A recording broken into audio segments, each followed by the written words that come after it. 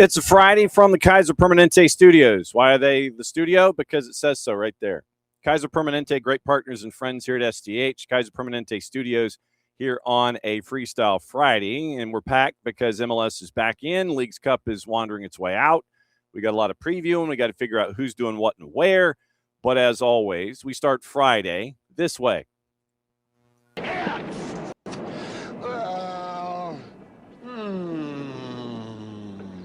Come on, man. It's Go for it, dude. It's Friday. Friday. Friday.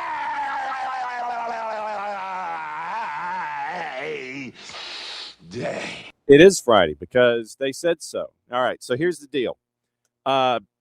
We're going to be previewing MLS. We'll let you know what's going on, who's where, who's doing what. Niko Moreno was a late addition. He's going to be joining us at 11 o'clock, so he'll be taking us into added time from the Pacific point of view, break down everything that's on his mind in the Western Conference. That's going to happen at 11 o'clock. Working backward, Danny Higginbotham set to join us at 10:15, and Diego Pessolano from an airport before he hops on a plane is set to join us here in the next couple of minutes. And we'll go through what happened in Leagues Cup last night. We'll hear from a couple of coaches. We will let you know where Leagues Cup stands as we know it. And they take, I think, about a month off before they come back for the round of 8, and they continue to whittle it down from there. But math came into play last night, especially with the MLS teams. And we'll let you know who are the top 4 in each. Obviously, we've got a lot of teams that are playing Saturday and Sunday. In Major League Soccer, we'll let you know what the juice boxes are. We'll let you know who is navigating these matches with whistles and flags. And we will examine what it's going to look like for Atlanta United on the field as Red Bull come to town. 7:40 kick Saturday night. Obviously, we'll have all of our coverage, 92.9 The Game, the Odyssey app, pre, post, all of it. And we'll have all of that laid out for you. Later today, 3:30 pregame, 4 o'clock on the network. Atlanta United 2 taking on Red Bulls 2 up at the Children's Healthcare of Atlanta training ground. Remember, if you want to go, you want to give yourself a reason not to be in traffic for 2 hours or 2.5 hours. Tickets are free. You got to go through Ticketmaster to do it, but you have to adhere to Mercedes-Benz Stadium standards when it comes to clear bag policy and size and width and all that kind of stuff and what you can bring in. And they do have light concessions available, like water and things like that. Maddie, Jason, and I will be there starting at 3:30 with your pregame. 4:03-ish kick. Atlanta United 2 in the fight in the playoffs. A handful of teams and a handful of points are chasing after positioning, and this will be the way for the foreseeable future when it comes to MLS Next Pro. Right now, Red Bulls are at 35 points, 10 wins. They're in 5th. Atlanta United 2 is at 10 wins, match in hand, 34 points in 7th. But you have you have 6 teams separated by 2 points. Red Bulls 2, Orlando City B at 35. Red Bulls have 2 more wins. Atlanta has the same number of wins as Connecticut United, but they have a far superior goal difference. That's why Atlanta's 7, Connecticut United is 8. The Pigeons, NYCFC 2, are at 33 points, 1 more win than Chicago Fire, who are at 8. That's 10th. Philadelphia Union, 30 points, and so on and so on and so on. So if Atlanta United wins their match in hand, in addition to a match down the line, they would be roughly 4th. So that's where things are in MLS Next Pro. Big matchup, 3:30 pregame on the network, 4:03 kick. I'll have your pregame. I'll have your halftime. Maddie and Jason will carry you through it. soccerdownhere.net, however you consume us that way. So it'll be on the network at starting 3:30 from the Children's Healthcare of Atlanta training ground. Looking forward to seeing everybody and hope that our equipment doesn't overheat because the sun is at our back and kind of drifts into all of the computers and things. So that is the rundown in MLS Next Pro. So big matchups. They're all big going down the stretch. And we'll see if Jose Silva has recovered the media match yesterday with everybody at the Atlanta United training ground. Okay, now here's a guy who is making a debut, and this one for me was kind of personal. This was a request. He's in an airport, about ready to hop on a plane and head back this way. So we're going to dive in and we're going to catch up with Diego Pessolano and bring him on to the morning show here. So, which airport are you at, Diego? Hello, I'm at Newark in New Jersey. Yep, because you were a busy man last night, and you're going to continue to be busy as it goes. And first and foremost, thanks for hanging out with us here on the morning show. Do you know what you're getting yourself into? Um, no, I really don't know that. Thank you for inviting me, and I apologize for my English. I'm going to try to do my best because I think it's the first time I'm in a show talking in English and not in my native language, that is Spanish. That's all good. No, the reason that I wanted to have you on is Yep. somewhat selfish. When it came to that large tournament that the world was involved in, a couple of months ago, I became addicted to hearing you and Sammy and everyone at Football de Primera. And so that's how I would run my highlights. I would run my highlights of you guys when we were talking about matches from the day before. And so I wanted to ask what that experience was like for you, being able to call a World Cup here in the United States at Football de Primera. I mean, it was a wonderful experience. We are used to calling games, but you're talking about calling games in Spanish is a totally different atmosphere than the guys that do it in English. I am not saying that we are better than them. It's just different. But the thing is that we really enjoy, and when you call games on radio, it's completely different than when you have to do it for TV, because you need to describe more things, and personally I feel it more exciting than working on TV in that aspect. But I also love working, of course, with MLS games on TV too. When it comes to saving your voice, because I know your goal call. Yes. How many matches did you do during the tournament? Do you remember? Yeah, I don't have the exact number, but for sure we were more than 20. Wow. More than How 20, do you yes. How do you preserve your voice with all those matches that you call? First of all, trying to eat healthy food. Then you need to rest, and a lot of ginger for the throat. Yeah, ginger. If you mix, for example, tea with ginger and lemon, that's a good natural medicine for the voice and for the throat. And mostly what you need to do is to rest, because when you rest is it's the moment where your voice also rests with you, and it really helps.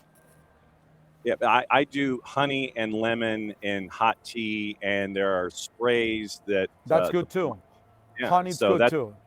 Yeah, so you do ginger, I go honey and the hot tea and not talking, and people actually like it when I don't talk sometimes. So that was it was a bit of a save for a lot of those folks. Was there Yes. one match? Was there one match that you enjoyed calling the most? Oh, I mean, of course, being from Argentina, I enjoy mostly the Argentine games. You can see I have a shirt with Mhm. the name Maradona. I've heard of him. He's Yeah. Yes, you heard of him. I know. He's my idol. Talking between us, I have also a tattoo of Diego on my left arm, and I can show it to you if you want.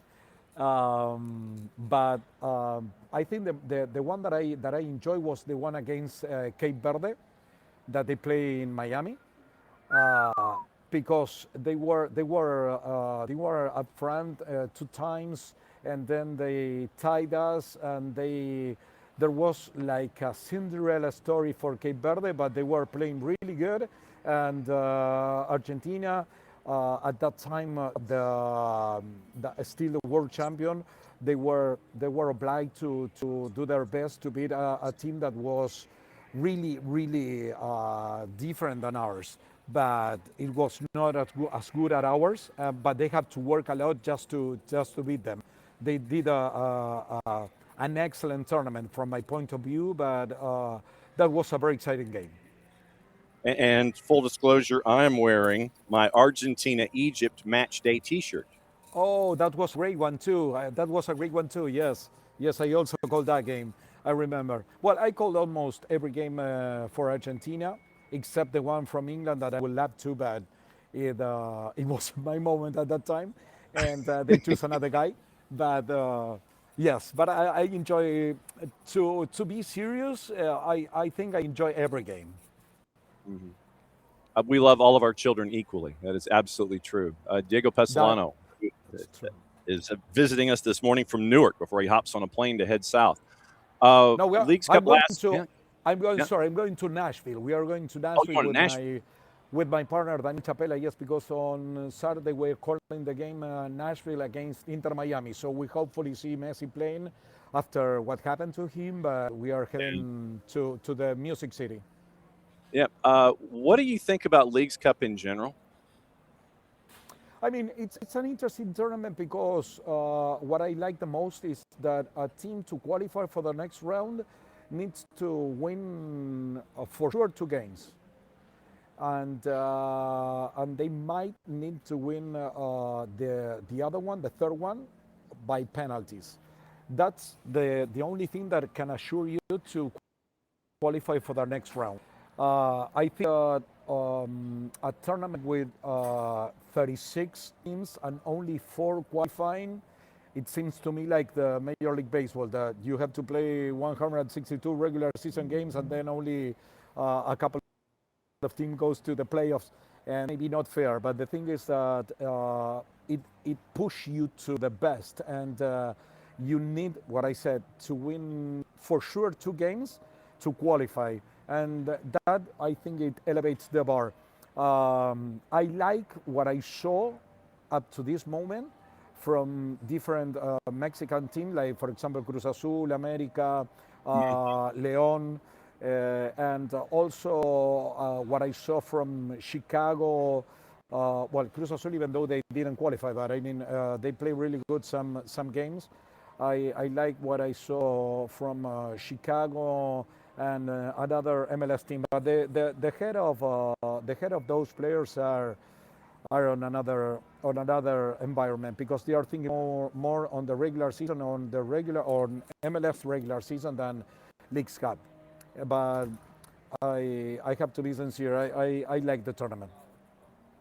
So now you get to watch Inter Miami and Nashville. Nashville, they're very sneaky with who they add to help things out offensively. But then you look at players like Andy Nahar at the back, and they're quietly going about what B.J. Callahan wants them to do. And Inter Miami comes to town. So it's like a great defense and all this firepower. What are you anticipating with this one? I mean, I think the most important reason of what is happening to Nashville right now, it has a name and a last name, that it's B.J. Callahan. He elevates the level of all the players for a team that was not that good like 2 years ago. And apart from that, they added Cristian Espinosa, which it's a very good player, even though they have a nice defense with, as you said, Andy Najar. And yes, they have to face an attack that it's composed by mainly Messi and Luis Suarez. Even though we don't have the starting lineup, we think they are both going to be playing, and I can anticipate it's going to be like a final game, because you don't have to get apart from the thing that they are going to be playing the first and the second on the Eastern Conference, and the first of the second of the general stand, and they are fighting for the supporter shield. So this is a very important game just for them to know where they are stand on. All right, you've teased it. Let me see it. Let me see the tattoo. Oh, just give me a second. I have to take Italian coat out and let me show you. It's a drawing. There it is. Wow, that's epic. There's Diego celebrating a goal. I have it. There, I that's have it awesome. since I'm having since 1996. Wow, 30 years Wow. ago. I did it. 30 years ago. I remember that when I did it and I went to sleep on the other day, my mother came and woke me up and she saw that tattoo and she was like started screaming. Was, what did you do? What did you do in your arm? You're crazy. You know, uh, 30 years ago wasn't the same like today. Everyone has like at least. Oh, that's fantastic. I will let another member here at the network know that you have your Diego Maradona tattoo, and he will love you for it. Our Jason Longshore, who calls radio for Atlanta United, in addition to what we do Okay. here. I cannot thank you enough. He's as big an Argentine fan as you are. So I cannot thank you enough for doing this before you hop on a plane. May you and Daniel be safe No, heading down to Nashville and have a great call and to just smash it, my friend. It was great to catch up with you. thank you. And I was showing my watch where I have my Boca Junior shield because I'm a Boca Junior fan. Oh, boy. And Oh, no. uh, yes, if you Oh, it's do rough. you get it there? Yeah. Yeah. Wow. Yeah. Okay. And That's thank you right. so much for Look, having me it's on been, the show. it's absolutely. It's been a pleasure. And well, you have my contact, and whenever you need me on your show, I'm here to you guys. Absolutely. And we will talk Liga and we will talk about the problems with Boca Juniors and what is going on there as well the next time you visit. That is a promise. For sure. Uh, For sure. no doubt. Diego, thank you, my friend. It's great to see you. Be safe and get on that plane and go have a great call.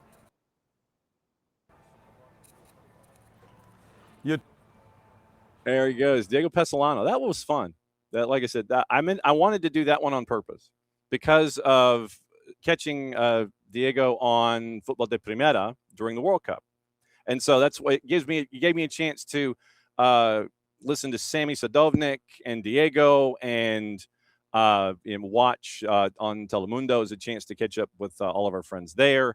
And it's interesting to get that perspective as well. But now the fact that I know that Diego Pessolano is a Boca Juniors fan, I know that when he's looking at Libertadores and Sudamericana and the regular season of the LPF, I know he's not a happy man right now. But the Diego Maradona tattoo on the right arm, did not know that. That's very cool. Very, very cool. So that is what is going on. All right. So Alex, good morning, Alex, by the way. Morning, Alex. Morning. No, I don't want to. I'm not leaving Twitch. Stop it. Open link in new tab. Let's see. So what is Tommy Scoops talking about this morning? Okay. We'll keep an eye on this. All right. So as of 13 minutes ago, Tom Bogert, Atlanta United finalizing a deal to sign Brel Mbolo from Rennes. $18 million, one of the top 5 most expensive in Major League Soccer. 10 plus 3 for Rennes last year.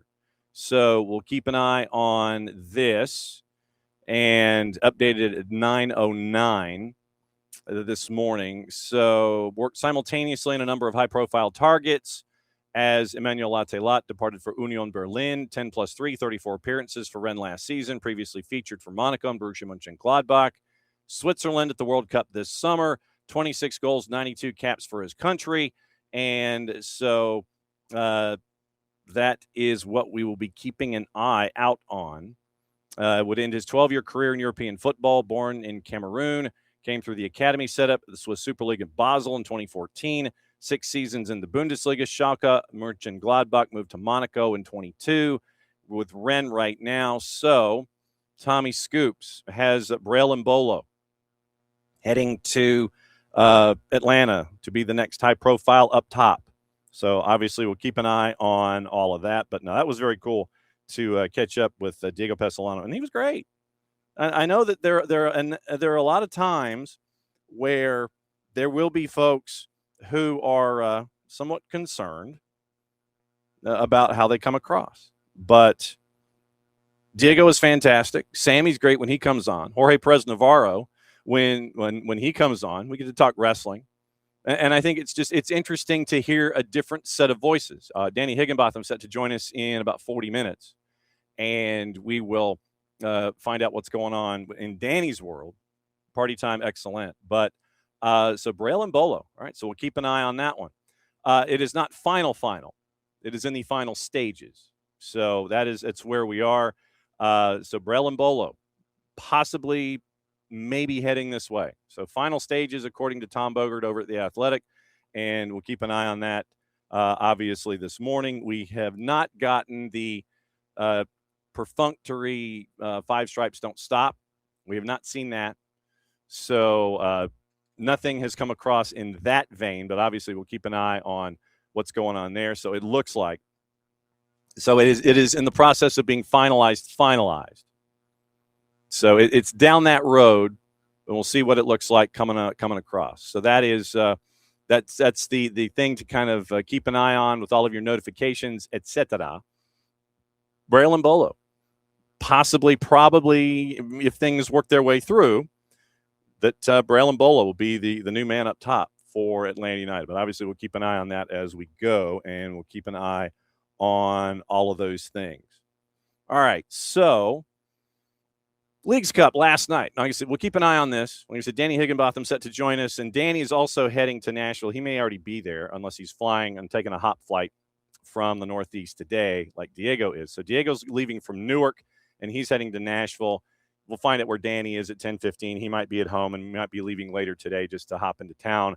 And we'll talk fantasy football with Danny too, because Danny was the one, and I'll have him reemphasize this when he comes in. He was the one that convinced me to trade for Jalen Hurts and sending Justin Herbert away to bring Jalen Hurts in to help out my offense this year. So I needed to consult with Danny, and Danny said, do it.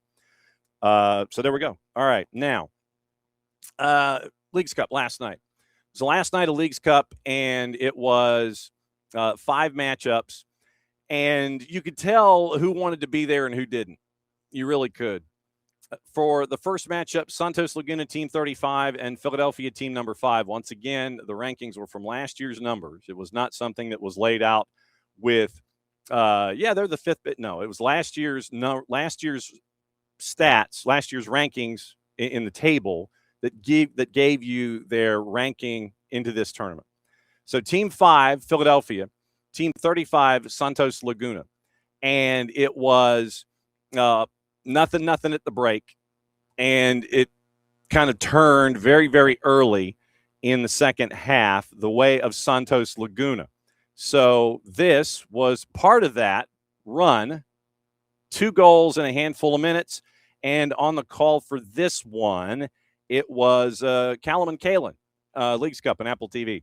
Santos Laguna now the favourites over Philadelphia Union with a 1-0 advantage. Can they find a second here as they manoeuvre down the right-hand side? In it comes, and it's another goal. Santos Laguna, at just the second time of asking, in the early exchanges in the second half, have their second goal. And are swiftly pushing Philadelphia Union to one side. Santos Laguna coming out of halftime looked like a completely different team, and Renato Paiva has brought in a second striker with Buyade. Got the assist on the first goal, and this time with Palacios dropping deep. He's right in that number 9 position, and it's a great ball in behind from Villalba to release Cuevas, the right back in space, and a first-time ball across right to a number 9. 2 goals in 3 minutes for Santos Laguna, and they would go on to win it 2-0. Philadelphia, by the way, just to give you their starting lineup, and we'll have Ryan Richter talk about this in a second. Starting lineup was Andrew Rick in net. Left to right was Raffanello, Sari Larson, Gainer Martinez, and Rafa Uzcategui. Midfield 4, it was Anello, Bender, Jesus Bueno, and Quinn Sullivan. Stas Korzanowski and Ezekiel Alado were up top, going up against the matchup in the 4-2-3-1 for Santos Laguna. On the bench, you had Andre Blake, Nathan Harriel, Kai Wagner, Bedoya, Westfield, LeBlanc, Kevin Sullivan, Jean-Jacques, Luka Jakupovic, and Finn Sundstrom came in, and he got a yellow card for his trouble. But it was a rotated squad. And Ryan Richter, after the match, was asked about the match in and of itself and the opportunity to give players like the ones that were in the starting lineup for him last night the opportunity because of schedule compression and how compressed that schedule is. Yeah, that's the main thing with the squad rotation, including tonight. It's 4 games in 10 days, and that's tough to play with the same team through that kind of stretch. So it was an opportunity for a lot of guys, and for us to look at and get answers of exactly what role guys are capable of playing, and also giving the opportunity that they can earn that role. But yeah, the main reason was, we turned around Sunday against New York City in a big game, and to try to keep the form that we've had in league, to keep that going, and we wanted to make sure that we were fresh going into that. How is Gainer doing after that? Yeah, I haven't gotten an answer, but it didn't look great when you normally have to come out with a head injury. That's not great. So hopefully he's okay, and if it is something, that it's something minor, but we'll get the answer on that probably tonight or tomorrow. With Rafael Uzcategui getting that opportunity, what we talked about previously, and making his first start for the first team, thoughts on his minutes tonight? Yeah, I was proud of him. And with all the guys, all the young guys who came in and got the opportunity tonight, they were brave. And that's the one thing that I'm really proud of him for, and I'm happy for him that it was a big moment for him, and he wasn't afraid of it. Was it a perfect game? No. It wasn't even his preferred position, but he did the best that he can, and that's what I saw from him over the last 2 years, is that he puts everything into every game, and you're never going to walk away from a game thinking that he didn't put everything that he could into it.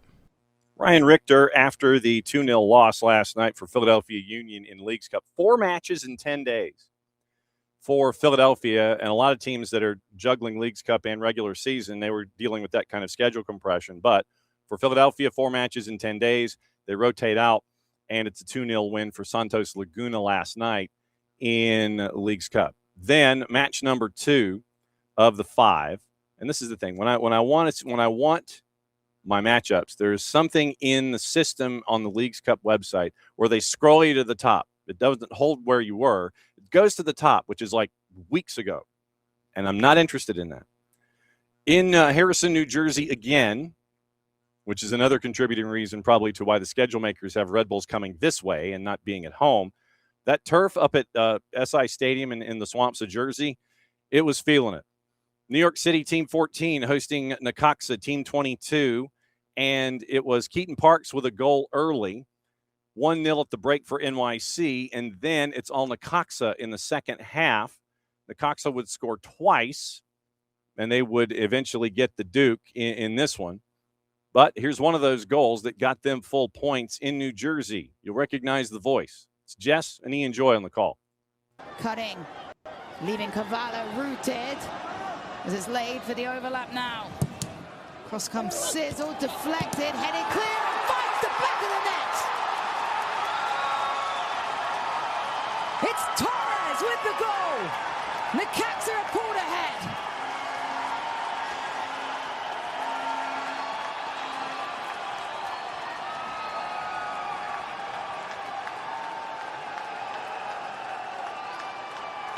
Well, what a moment for Varini and his side.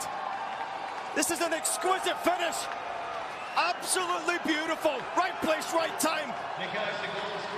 And you got to credit the willingness and desire in the second half to just go for it. Initially, the cross couldn't quite make it into the danger position. If it's not on, don't force it. The deflected cross helps him. Carranza a problem inside that penalty area. I wonder what Ian Joy sounds like on caffeine. The naturally caffeinated Ian Joy doing color with Jess Charman. So it was a 2-1 win for Necaxa. Team 22 gets the win over NYC. Matchup number 3 would take a while. It was at Q2, and it was Team 3 going up against Team 24. Club America visiting Austin. Austin listed as the away team. And John Gallagher at a goalless game at the half. John Gallagher an own goal credit 3 minutes into the second half, but then mama, there goes that man again. And I don't know what has gotten into Mirto Uzuni. Maybe it's Davy Arno. I don't know. But Mirto Uzuni continues his hot streak in Leagues Cup. Evidence here. Leagues Cup and Apple TV. Tony Husband and Ross Smith. Who's going to make the smarter changes on a hot night? Irving Torres' cross. Vasquez was there. This is Uzuni. And he's going for the corner, and he's found it!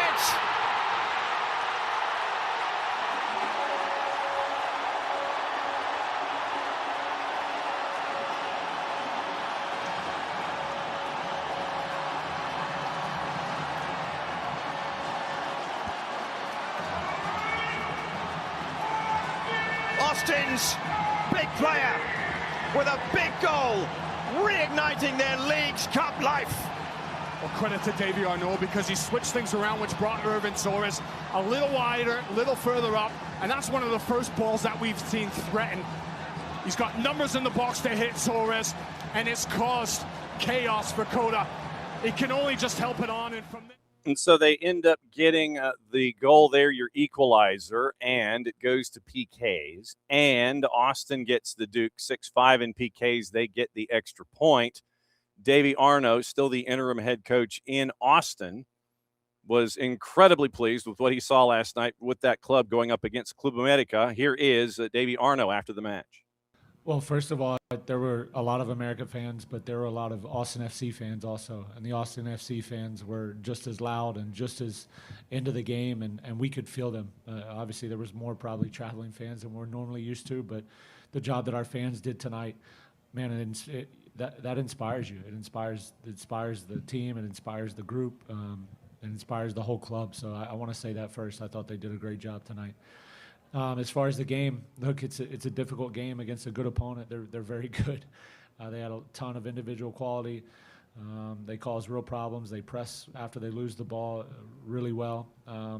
It's not always going to be perfect. And in these types of games, you have to show that you can win games in different ways. And I thought tonight we had some good moments being us with the ball, and I thought we had some moments where we just had to grind it out. We had to defend. We had to block shots. We had to defend corners. In the right moments, we had to have big players make big plays like Mirto did. And I thought you saw as the second half went on, once we kind of slowed the game down a little bit, we allowed ourselves to get in more of a rhythm. We gained a little bit of territory where we could move up and actually set up the attack, where we didn't lose the ball quickly after we regained it. I think that helped us. And I think we saw once we did that, the game went more as we would want it to. But listen, again, I'm smiling because I'm so happy. I'm so happy for the players. I'm so happy for them. I mean, I'm happy for everybody, the club and the fans, but I'm so happy for the guys in the locker room. Not everyone sees what these guys do every day and the work that they put in and how they buy in and how they challenge each other. And man, they take it on, and they showed real personality tonight. And I'm so proud of them. I'm so happy for them. Davy Arnaud after the match last night. Bit of a gut check at home as the away team for Austin FC. They get the win in PKs. They get the extra point. Like I said, we'll go over the final standings and the four that advance on each side, and we'll get into that in just a little bit. So you had that matchup where Austin gets the Duke in PKs. That left you with 2 on the board, and it was Cruz Azul, ranked number 4, going up against Chicago Fire, ranked number 18. And it was a goal by Chicago in the 67th that Johnny scores. Then Ibanez scores in the 81st to equalize. And you're thinking it's going to go to PKs. And this would be where you pick up your number 2 Ticonderoga pencil and point at the screen and go, not so fast, my friend. Because 90 plus 3, you end up with the game winner. And in this one, it's Nate McCady and Devin Kerr in Bridgeview at SeatGeek, Leagues Cup and Apple TV. Park, it goes for Load. Oh, nice. He gets it through, and here comes Haile Selassie. He puts it across, and there's the match winner for the Chicago Fire. And it's that man again, D. Tejan.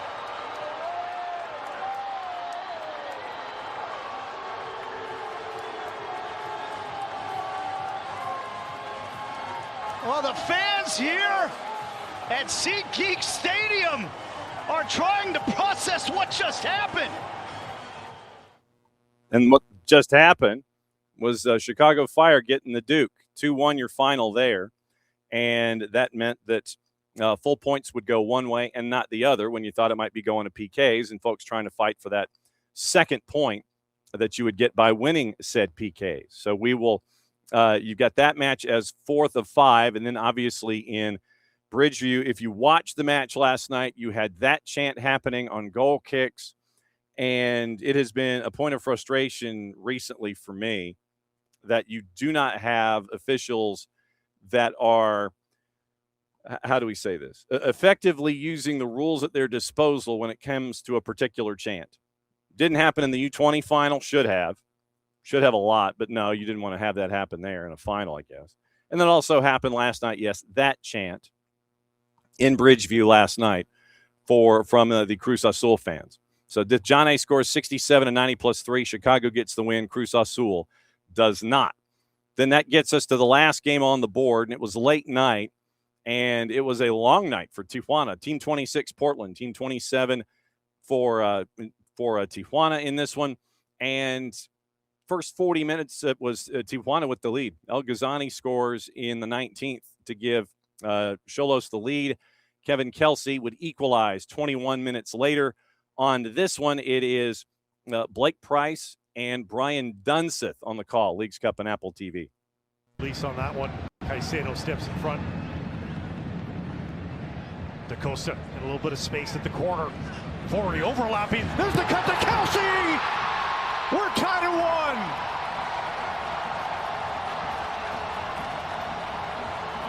1. Biding their time, the Timbers find a way through the red wall. Well, since coming over from FC Cincinnati, Kevin Kelsey, it's seemingly that number 9 position was his.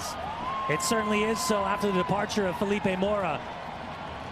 And because of his player profile, his age, and the way that he runs that line, there's always going to be interest in this young man. Build up right through the middle. And there you go. That was your 5th of 5 last night. And you end up with the home team getting the win. So now standings in Leagues Cup. So who moves on and who stays here? We wait about a month, and the way that it looks like in the quarterfinals, it's going to be León and RSL, Toluca and Austin, Club America and Columbus, Monterrey, and Chicago.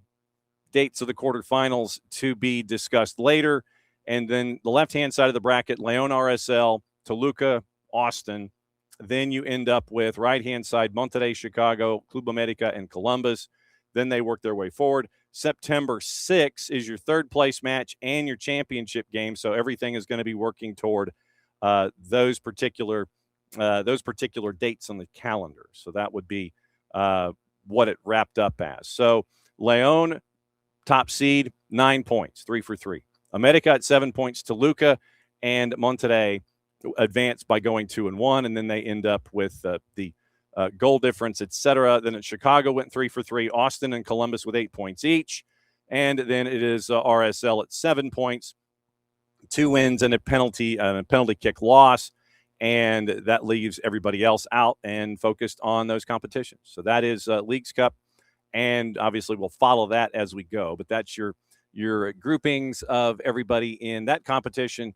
And now they get to come back and be a part of things in league play, which is what we're going to get into. I know that everybody's kind of looking at Braille and Bolo here and looking at his numbers, looking at season numbers in 34 matches with Rennes, 10 goals. Monaco, 89 matches, 22 goals. Borussia Mönchengladbach, 25 and 106. 12 in 61 at Schalke from 16 to 19. And then at Basel, 30 in 90. With Rennes, 10 goals and 3 helpers in 34 matches, all comps, and an average of 6.82, 2 goals in 2 Coupe de France matches, and 8 in Ligue 1 in 31. So once again, primary position for Mbolo, 29-year-old Swiss striker, right-footed preferred, and it looks like he is heading this way. Player traits compared to other forwards in the competition in Ligue 1, actually in top quarter in defensive contributions in addition to.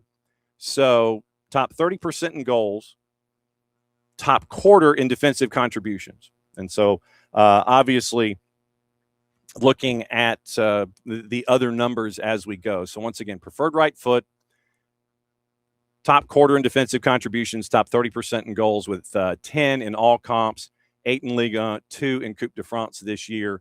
And so we'll keep an eye on anything else that comes in with Braille and Bolo, but we'll keep an eye on that as it appears. And when it comes to now this is season performance so far, obviously top of the charts in a lot of categories, and defensive contributions toward the top, interceptions at the top, recoveries, possessions, one final third, clearances, and so let's see, 10, and this includes his 10 most recent matches with Switzerland, scoring highly, starts, minutes, assists compared to strikers in Ligue 1, 10 most recent matches. Once again, you can go to FOTMob, which is where I'm looking at all this stuff, and I'm staring at those numbers. 8 goals, 3 assists, average FOTMob rating of 6.81 with 3 yellow cards, and visual breakdown. Where's the shot map? Shot map, there's a lot of shots in Bolo takes inside the 18 or has taken inside the 18. So that is the on target at 50% so far this season in 506 minutes played. And I'm trying to see what else. Let's see. 4 trophies. And so obviously we'll keep an eye on that. But that's the quick numbers when it comes to Braille and Bolo. So obviously keep an eye on that. And it looks like it's in the neighborhood of 15 million euro. He could be heading this way. So keep an eye on the Braille and Bolo sweepstakes that apparently the 6'2 striker may have won with Atlanta United. So we'll keep an eye on, once again, keep an eye on Braille and Bolo. And then obviously also Jason will have the more detailed analysis and as it goes, if this does come to pass, and we'll have all the intel on Braille and Bolo coming up as we go. But we'll keep an eye on this one. But right now it is linked. Final stages is what we're hearing.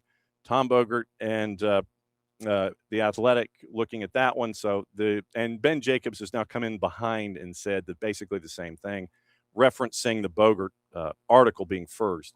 So we'll keep an eye on Braille and Bolo, but right now looks like 15 million euro, 18 million US. He'll come in and be the new striker to help out up top. So we'll see what that looks like going forward. All right. Let's see. Where are we here? We are actually, tell you what, let's do odds and ends before we get into MLS in hour number 2. Let's do that. Did you see, and this might be more of an opening kickoffy thing, but did you see where it appears that Burnley had issues with the front of their jersey.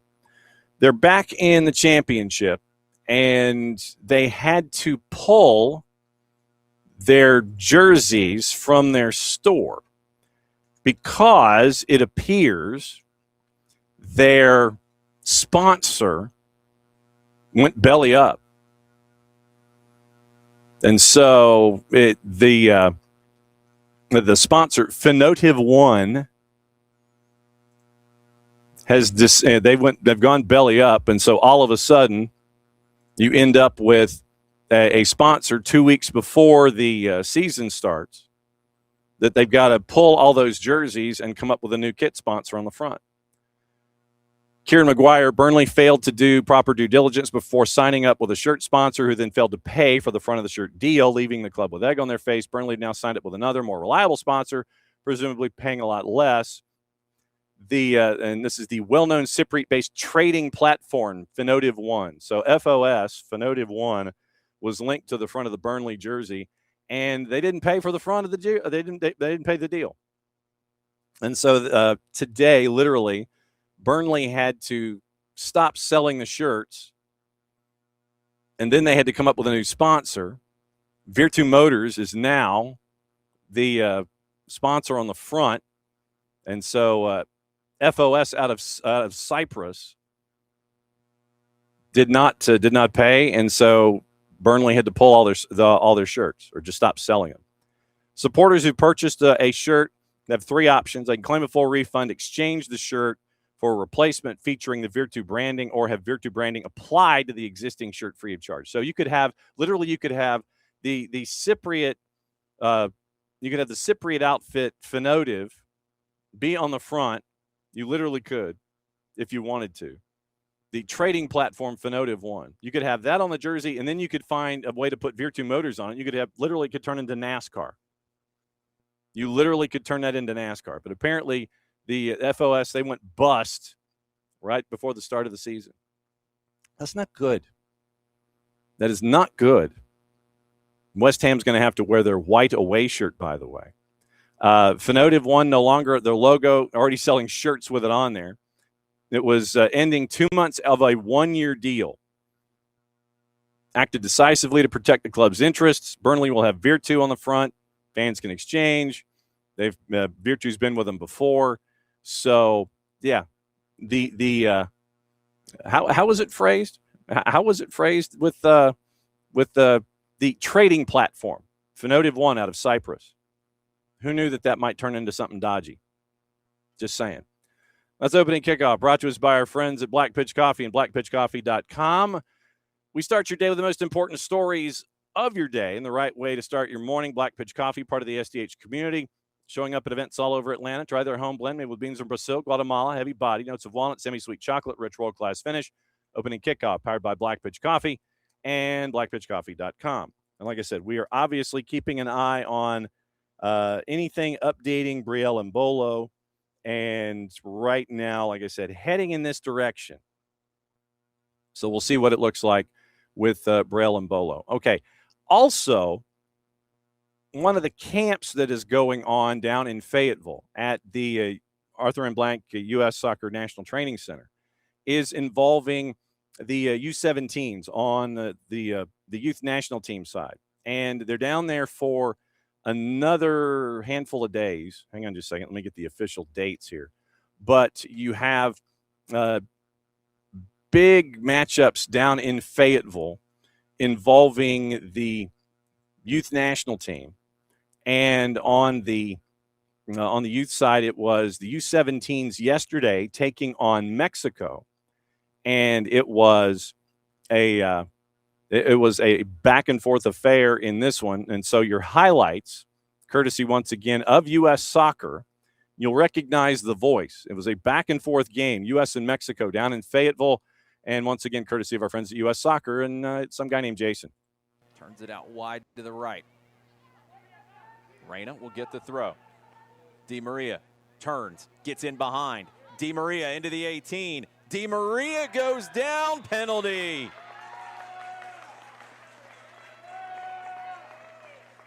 It felt like a matter of time for Matty Di Maria, consistently getting around the outside of the Mexico defense. Got the step, drew the contact, and the United States will go to the spot. Carolina Reyna will step up to take it. Well, we stepped up to the spot. Might have a little bit of gamesmanship for the U.S. It's going to be Amari Manning instead to take. Ania Lopez in goal. Manning also headed to the University of North Carolina when this camp is done. Whistle blown. Manning. Goal, goal, goal, United States. Sixth goal of 2026 for Amari Manning. And part of the rise of this group from that U15 CONCACAF win back in 2024. It's been consistently contributing across the last couple of years. Big goal for the United States. They lead 1-0. Back post. Headed back across and in. Goal. Goal. Goal Mexico. Mia Urbano on the back post. Sanchez to Urbano, and it's 1-1 here in Fayetteville. Arredondo. Saunders off the crossbar. Sanchez will run it down. Tries to turn back. Can't get the cross off. Stood up on the far side. Still Zoe Sanchez. And that will do it here in Fayetteville. What a match. U.S. and Mexico U17s finish 1-1. Mia Urbano with the equalizer for Mexico from the corner from Zoe Sanchez after the U.S. earned a penalty. Maddie Di Maria getting in behind, drawing contact, and Amari Manning converting from the spot. So both teams getting ready for the U17 Women's World Cup in Morocco in October down in Fayetteville. U.S. back in action Sunday night against Chile, and Jason will have the call there, and you can watch that one on the U.S. Soccer YouTube channel and keep up with everything going on involving the national teams. So very, very cool stuff there. And that's what happens when you're down in Fayetteville. Literally, you're in Fayetteville these days, and you get all of these updates on all the national teams.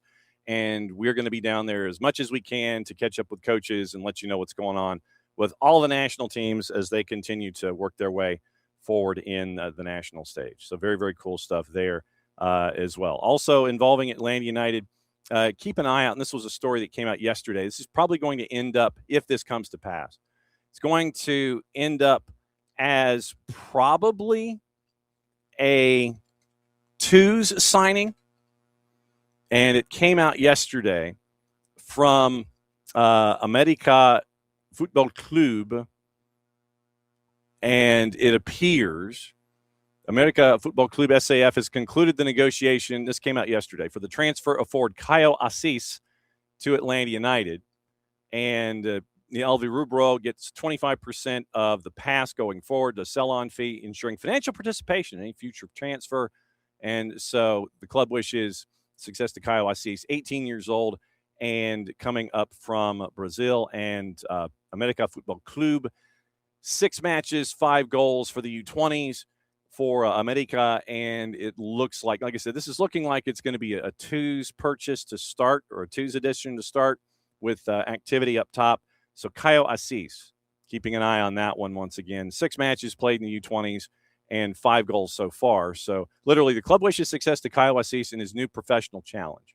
So that's we're keeping an eye on that. Once again, you're looking at Northeast champion in 98, Brazilian champ in 2022.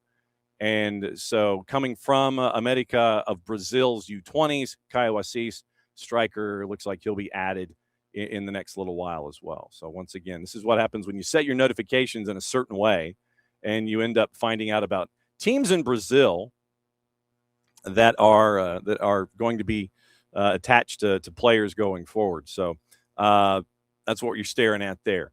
Also on the board for Major League Soccer, Minnesota United brings back A.Z. Jackson. We remember how A.Z. Jackson was with Crew in St. Louis City SC. Also had some time with the Whitecaps. Loan spell there, 1+3 in 14 matches. LAFC signs Armindo Sieb from Bayern Munich. The international forward joins through 28-29 with a club option for 1 more. 22+7 in 128 appearances with stints with Mainz and Greuther Fürth before his move to Bayern. This happened yesterday during the show. Didn't get the chance to mention it. Purple team trading Tahir Reed-Brown to St. Louis City. The Orlando native goes up for $450,000 in GAM, $150,000 guarantee in GAM next year. Performance-based add-ons. Sell-on percentage retained by Orlando. Reed-Brown joined the club's academy in 2020. Has represented the U.S. in the 23 U17 World Cup circuit. The Revs have added Tylon Smith on loan. Revs acquiring the South African defender from QPR through 27. Purchase option included. Came through Stellenbosch FC before joining QPR in 25, 10 appearances in the championship. In the colleges, in red clay, number 19, Georgia had a scoreless draw at Illinois. Second time in 3 seasons, Bulldogs has started their year with a goalless draw.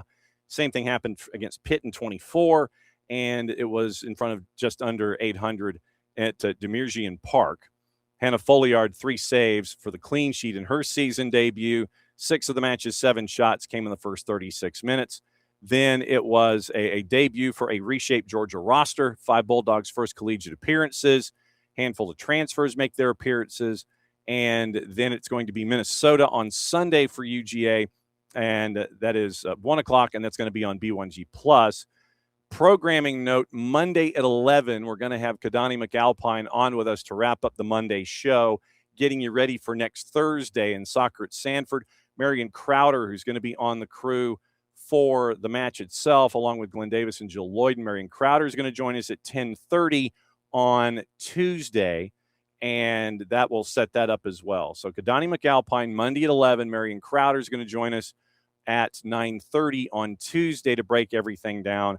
And we'll see if we can catch up with Glenn because we're going to have, it looks like we're going to have a pregame show Thursday about 6 from Athens, getting you ready for the matchup, Soccer and Sanford, where they're, if you're in the area, go. UGA is trying to set a record for women's soccer attendance. They're doing it at Sanford Stadium. Kirby Smart has even come out and told everybody to go over and support the soccer program. But Thursday, 7 o'clock kick, 6 o'clock pregame for us. You'll hear, once again, you'll get your lineups, get set. Kidani McAlpine, Marion Crowder coming up this week. And we'll get you ready for everything with James Madison coming up Thursday night, 7 o'clock, pregame at 6 on the network. And then you turn over to SEC and watch Glenn Davis, Jill Lloyd, and Marion Crowder on the call for that one. Should be a fun night in Athens, and we'll be up there Thursday to break it all down for you. All right, it is 10 o'clock, which means one thing. It means it is time for the hydration break, brought to us by our friends, Local Vine Beer, Wine, and Liquor Stores. And it's an opportunity for us to once again thank them for being great partners here in 2026 with us. 2 locations, Johns Creek and Cumberland, the corner of Cumberland Parkway and Cobb Parkway. And literally, if you go in for an impulse buy, if you just going in, you've got a list. The stores are huge, and you'll probably end up with a lot more than you wandered into. So hydrate, everybody. Thanks to Local Vine Beer, Wine, and Liquor Stores for hanging out with us here in 26 and bringing a great friend at the Kaiser Permanente Studios and all points in between. Hydrate away. There you go. All right. Let's see. Let's get into the international stuff before Danny Higginbotham set to join us in under 15 minutes, like 12 minutes or so. And we will find out what is on his mind when it comes to coming out of Leagues Cup and heading into the Major League Soccer season. When you got all of your gossip, rumor, and innuendo, looks like Ferran Torres is getting closer than had been anticipated the previous day about heading to a new locale. Barca is going to come back with apparently a new bid for Rodri, and Enzo Maresca says it looks like it's unlikely City is going to meet the 120 million pound cutoff for Enzo Hernandez. Joel Kwanzaa is being kept an eye on by Arsenal, and keep an eye on that. So PSG looks like they're getting Torres on a $58 million deal. So that would be the number right now that's currently posted. Trending rumors: Arsenal have held talks with Galatasaray about the availability of Victor Osimhen, according to the Daily Telegraph. Discussions came during talks over separate deals for Gabriel Martinelli and Ethan Nwaneri. Unclear which side raised the possibility of a move. One would be pursued. Long-standing interest in Osimhen from Arsenal. Florian Plettenberg at Sky Germany reporting Galatasaray turned down a 130 million euro offer from Al Hilal for the striker. Gazzetta reports Nwaneri is also a target for AC Milan. Spurs have registered formal interest in Cody Gakpo to Liverpool, kicking off the process to try and sign, according to Voetbal International's Just Blauhof. A lot of vowels. Gakpo had his lowest scoring return in 3 seasons at Liverpool, 9 goals, all comps, 3 goals in 4 appearances for Netherlands at the World Cup. Contracted Anfield till 2030. Jules Koundé could leave Barcelona this summer should an offer come in for the defender in the final few weeks of the window, according to Mundo Deportivo. Report says an exit cannot be ruled out. Arsenal, City, Liverpool among the clubs credited with interest in the 27-year-old who made 47 appearances last year for Barcelona. Chelsea have ID'd Crystal Palace's Adam Wharton and AFC Bournemouth's Alex Scott as 2 potential transfer targets this summer, according to Team Talk. Considering replacements for Enzo Fernandez, Friday deadline once again for that to happen. AC Milan looking for a move on as many as 8 stars in the final few weeks of the window, according to Sky Italia. Tomori Nkunku, Santi Jimenez, Estupinian, and Yusuf Fofana on that list.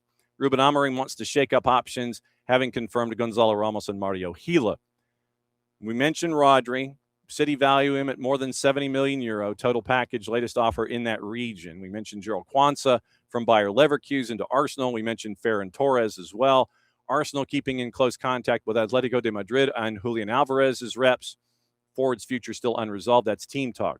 Juve have stopped pursuing the deal to sign Zion Suzuki, which was in the neighborhood of 35 million euro last time I checked, on a loan after he completes the move to PSG. Instead, they're now working on a loan move for Spurs keeper Guillermo Vicario. That's from Gianluca Di Marzio. Sport. Hector Fort is free to leave Barca this summer. 20-year-old right back attracting interest from Liverpool, Everton, and Fulham. Arsenal reached an agreement to sign Vincent Joseph from Liverpool Academy. 2 teams now in talks to reach a settlement for the 16-year-old striker, featured twice in the U18 Premier League last season. It's from The Athletic. Florian Plettenberg again. Leeds have agreed personal terms with Borussia Mönchengladbach defender Nico Elvedi for a contract until 29. Leeds preparing an opening offer for the 29-year-old previously played under Daniel Farke. Bayer Leverkusen turned down a 20 million euro offer from Premier League side Ipswich for midfielder Ezequiel Palacios. Valuation deemed too low. Keen to move to England this summer. Once again, Plettenberg, who's busy today. Marseille had made an offer to sign Arsenal winger Reece Nelson. Forward has just a year left on his deal. Initial offer expected to be rejected. Another could be on the cards for the league side. That's from Foot Mercato. Leeds in talks with Marseille over a potential exit for keeper Lucas Perry following the signing of James Trafford. Brazilian winger Igor Paixão has been discussed as an option who could move in the other direction. That's from Team Talk. That's all of the Team Talk and the gossip, rumor, and innuendo that we've got this morning. So now, get you into gossip, rumor, and innuendo, what to watch, where to watch it, how to watch it, brought to us by our friends at Fanatis, fntz.co/soccer down here. That link is important. Helps us out, helps them out, helps you out, especially with all of your streaming that you might be interested in South America. You get a lot of the A and B divisions from a lot of the nations that are there, ties to Tigo Sports, ties to CATV, ties to Copa Argentina through TEC, and Argentine football, you get the LPF, you get to Libertadores, Sudamericana. Shock result last night, but it was not shocking to Nino Torres with Cienciano and Botafogo, and it wasn't that close. It was a scary one, how much of a distance it was with those two clubs.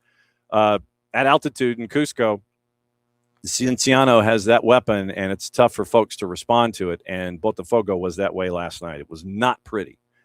Then you get TVV out of Venezuela.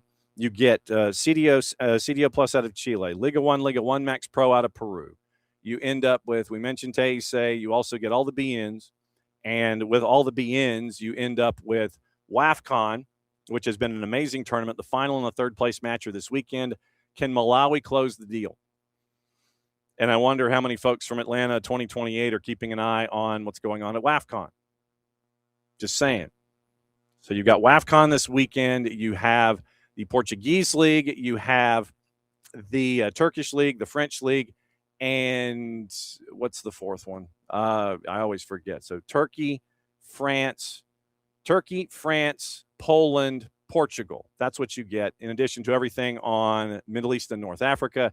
You get WAFCON, you get AFCON, you get the Champions League, you get all of the U tournaments chasing after World Cup bids.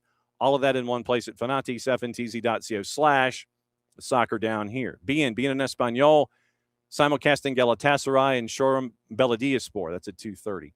CBS Sports Network Championship, it gets underway. Wolves and Blackburn Rovers at 3. BN en Español has the Primera at 3:15. Sporting and Vitoria Guimarães, and the Super League at 2:30. Fox Deportes, the league we don't talk about, and the Colombia Primera at 7 o'clock. Fox ONE simulcasting. Fox Soccer Plus is simulcasting the league we don't talk about. 4 matches in Next Pro today. 1 football, MLSNextPro.com, and Major League Soccer's YouTube channel. It is Atlanta United 2, Red Bulls 2 at 4, Real Monarchs, Minnesota United 5:30, 2 at 7 o'clock, including Chattanooga going to Toronto to take on the Baby Reds, and Ventura County at Dynamo Dos. That's also at 7 o'clock. Paramount Plus, Copa Italia 2:45, English Championship at 3, Scottish League Cup at 2:45. Veeks has the LPF, Racing Club in Bonfield at 7:30. It is Amazon Prime on the women's side, NWSL, Gotham and Current at 8. That should be your mandatory viewing right there. NWSL Plus, 3 matches at 10 o'clock, all West Coast. Seattle, Chicago, Utah Bay, San Diego, and Denver. Viga has a Liga MX Femenil, 9 o'clock, Cruz Azul and Atlante. Tomorrow on the board, Bean's got Primera League at 3:30, Friendlies at 10:45, and the Super League in Turkey at noon, Kasımpaşa and Trabzonspor. Championship at 10 a.m. on CBS Sports Network, League 1 at 7:30, Notts County and Leicester. Leicester is kicking the tires on sale. Being in Espanol simulcasting, ESPN Deportes doubleheader in La Liga as they get underway. Fox Deportes, Dortmund and Rome at 11:30. The league we don't talk about follows. Triple header, 2 to NA and Univision on Sábado Futbolero, 6:39 and 11. Apple has all of your matchups. We'll get into the officials and the juice boxes after Danny Higginbotham at the bottom of the hour, and we'll analyze the folks in the middle for Atlanta United and Red Bulls. Golazo Network, friendlies at 10 a.m. Saturday, 2 games in the championship, and 2 on USL Championship at 7 and 10:30, ESPN Plus, La Liga, Eredivisie, Segunda, all the matches in the USL Championship, 6 in League One as well. Fox O&E has friendly, Coppa Italia, the league we don't talk about, in the Canadian Premier League, which you can get at One Soccer. I subscribe to that, full disclosure. Fox Soccer Plus, simulcasting. 5 matches in Next Pro on your Saturday starting at 4, 6, 8, 8:30, and 8:45. Paramount Plus, friendlies, 4 matches available, Coppa Italia. It is the big day in the championship as everything kicks off there with 8 matches, 1 in League One, 1 in League Two, Dundee United, Celtic, Scottish League Cup, the USL Championship, 6 matches on Viks from Argentina. Liga MX has Atlas and Tigres at 11. Women's side, NWSL, 6:30 and 8:45. ESPN Plus, Northern Super League, Vancouver and Halifax. Fox O&E has a triple header. Peacock, the Gainbridge Super League, kicks off with their fall season as they've reoriented their calendar. 2 matches at 7, 1 at 7:30, and 8:30 has Dallas and Tampa Bay. So DC, Carolina at 7, Lexington, Brooklyn 7, Fort Lauderdale at Sporting Jacks 7:30, Dallas and Tampa Bay at 8:30. Tubi has turned into the other outlet for the NWSL. They have matches 6:30 and 8:45. Viks has Liga MX Femenil. Sunday, French Super Cup, Extra Classe, Championship, Coppa Italia, League One, Community Shield, 10 a.m. Sunday morning, Arsenal, Manchester City. Simulcast on BN in Espanol from BN Programming. ESPN Deportes simulcasting their programming on Shield and La Liga. Fox Deportes has 2 friendlies in the LPF. 2 to NA has a quadruple header in Liga MX. Apple has 4 matches involving teams that played late in Leagues Cup. Golazo Network, Championship, and Club Friendlies. ESPN Plus, Community Shield, La Liga triple header, Eredivisie, Segunda, League One, Fox O&E, simulcasting all of theirs. Add Canadian Premier League at noon and 4 on Sunday. Fox Soccer Plus, simulcasting Canadian Premier League. MLS Next Pro, 5 matches on Sunday. Paramount Plus, 2 in the Championship. Club Friendlies, 4 Coppa Italia, Scottish League Cup, Viks quadruple header, Liga MX, LPF, 4 matches available. NWSL Women on Sunday at 9, Angel City and Spirit.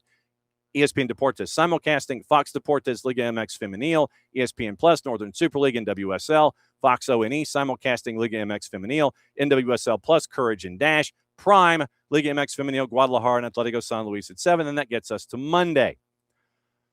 What to watch, where to watch it, how to watch it from our friends at Fanatis, fntz.co/soccer down here.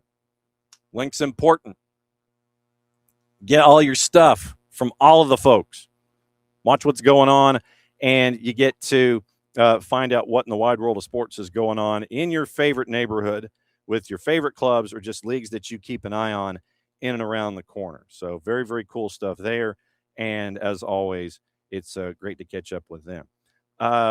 Speaking of Red Bulls, they have exercised their option to purchase forward Mijahir Jimenez from Plaza Amador, and that has happened for an undisclosed fee, according to the club. Jimenez signed a 2-year MLS contract, and that was through 27-28 options for 28 season, 29 season, and 30 season. He gets to occupy an international roster spot on the Major League Soccer team roster. So that is the latest there. All right. Now, it looks like Stamford Bridge also might be the home for Shakhtar in the Champions League. Now it is time to catch up with somebody who is one of my touchstones when it comes to fantasy football.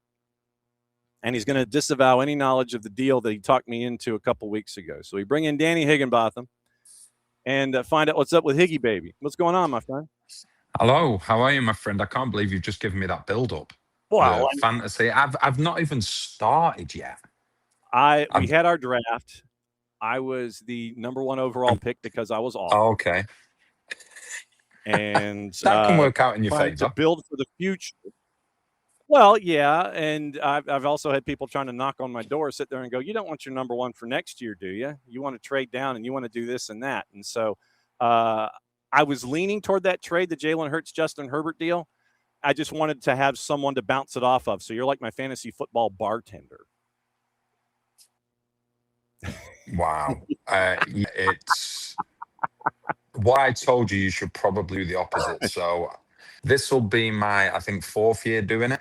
And the first year I had zero idea what I was doing and I won it all. And then obviously since then I've been boasting and I've like missed the playoffs and then scraped into the playoffs. So it's if it goes wrong, then I know that I'm going to get the blame from a text that you sent me a couple of weeks ago. Did you take my advice? No. I absolutely. I did the trade. I absolutely did. Wow. Hopefully it works out. I was being biased as well, wasn't I, for obvious reasons? I mean, yeah, I figured as much. I mean, I figured that was kind of part of the deal. It's been a while since we've caught up, and wanted to get your thoughts on one thing that seems to be going through the pipeline this morning because of your World Cup-age, in addition to your MLS-ness. It looks like Brelin Bolo is heading to Atlanta United. And it's a deal they're looking at 18 million euro as the number. So right now, Brelin Bolo heading this way, finalized things are being finalized. Your initial thoughts if that comes to pass? I think you look at it and you think to yourself, yes, you know what, this is a good signing. It's a lot of money. Atlanta, they spend a lot of money. But one of the things is that I covered them the first game back after the World Cup when, they played against Nashville. And they gave a really good account of themselves, and I think anybody that was tuning into that game for the first time and you're asking who is where in the league here, you would have probably said that Atlanta were the team that were near the top of the league. But the problem that I see, and this is from the outside looking in, you have a number of good players, I think, at Atlanta. But what they need is sort of take those individuals away and sort of make it more of a team. So I'm not saying individuals have to use individuals, they're more of a collective. Because you could see the way that it was going, even though Atlanta were dominating the game, you just knew that it sucks all the confidence out of them. And I think that's the situation that Atlanta finds. They need this group of players, and like I say, they've got some very good individual players, but they have to make them a team. And, obviously, they've got a very experienced coach in there who has the ability to do that. But for whatever reason, it's not happened as of yet. Because if you look at them, if you just put those 11 players, the 11 strongest players on a team sheet, they're a good team. Yeah. But say, as we always used to say in England, games aren't won on paper. Now have to make this a collective where everybody is working for each other. The right back complements the right winger, the central midfielder complements the centre forward, that complements the left winger. And that's at the point where they're at now, where they have a collection of good players, but you now have to sort of make them more a collective than more individual. And that's the task now that the Tatter's got. When you are in a frustrating season and it seems like you're banging your head against the wall and you're doing great, and then you have that moment like you talk about in the Nashville game. You're doing great defensively for 80 minutes, and then you have that moment, and then you get deflated. How difficult is it for a professional athlete to push through that and turn and get to that 90 minutes and turn these things into positives where it's like there's the banana peel, there's that moment again? How do you get past that mentally to where it doesn't weigh you down and turn into a black cloud for an entire length of time? It's very, because I think sport in general is very up and down. You have to take the highs with the lows, but winning becomes a habit. And in week out, you just feel as though when you go onto the football field that you're going to win the game, no matter how poorly you're playing. I would say that game probably summed it up. Nashville, everybody said, they'll be looking forward to this break because they've had so many games. They've been the CONCACAF Champions Cup and what have you. I was never tired when I was winning. If I was part of a team that was winning, and I could quite helpless next day. So it becomes a mental thing. So whereas I've said about winning becomes a habit, so does losing. And the problem is when you're losing all the time, you forget what it A to win, but B, more importantly, how to win. And that the Nashville game really summed it up for me in a way which was like Atlanta were doing all the running, but it was like, oh no, here we go again. And that's what happened. So the only way you can do that is by getting that winning feeling back, by winning, 2 games in a row and getting things going. Then all of a sudden those questions start to go away from your mind, because all of a sudden you get that winning feeling. And like I say, I've been on both sides of it. I've been in teams where I've come off the pitch and we've won 3-0 and I'm in the dressing room and I'm like, how have we won that game? And I've come off the pitch before and we've lost 2 or 3-0 and I'm like, how have we lost that game? So it's football, sport in general has a huge mentality emphasis. And the only way you can get to that point where you want to get to is to get that confidence from winning games. And that's the key, because like I said previously, winning becomes a habit just as losing does. And one habit is the other habit is very, very difficult to get rid of. So you mentioned Nashville. What's study hall been like getting ready for this weekend, eh? It's been fascinating. It's been, obviously it's a switch from Leagues Cup and everything that's been going on with that, and it's back to MLS now. But I can't wait. I think this would be such a good game. There's many things that are being mentioned about the game. Obviously, know what's happened with Messi, with his father. It's you see his post, and it was so heartfelt. Just reading that myself, I'm fortunate both of my parents are still alive, but just reading it sort of made you feel sort of a little bit of a heaviness of what he's going through. And I think at times we look at this, in my opinion, as the greatest ever player. And I think at times we forget that he's human, and he has the same emotions as everybody else. And I must admit that him coming on in the last game that Inter Miami played in Leagues Cup, I was really surprised.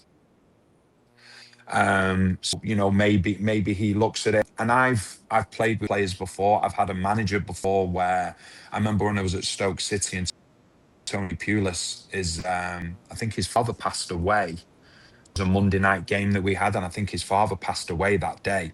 So we were all told that, he wasn't going to be there for the game or anything like that. Half time, he turns up in the dressing room. We're getting beat, I think, 1-0. He turns up at half time in the dressing room. And it was a contrast of emotions then. And then looking at it with players that I've played with before that have gone through, these really, really emotional times, really testing times, really sad times. Some players have looked at it and gone, me going on the football field is my oasis. It's where I can forget about everything for 45 minutes, 90 minutes. But there's other players that I've played with that just haven't been able to face that. So it's just aside from the emotional side, and how does Messi see that? Obviously, he comes onto the field in their last game, so he looks as it like that's his happiest place to be, is in terms of to be able to have that get away from what's going on in his life. So I think, does he start tomorrow? Because we know if Messi's playing, then realistically you've got an unbelievable chance of winning the game. So I think that in itself is something to look at. I think you look at, from Miami's perspective, they've got injuries. It's fair to say that Mikael, who's probably been their strongest defender, most consistent defender, he goes off injured. The likelihood is that he's not going to be there. So that's a big blow for them. And then I look at this Nashville team. This Nashville team really impresses me because they find ways to win, whether it's dominating the ball, whether it's sitting back.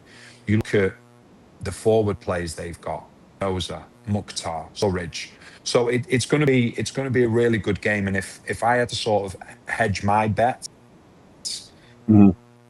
I think this is a game that Nashville can win. I really do.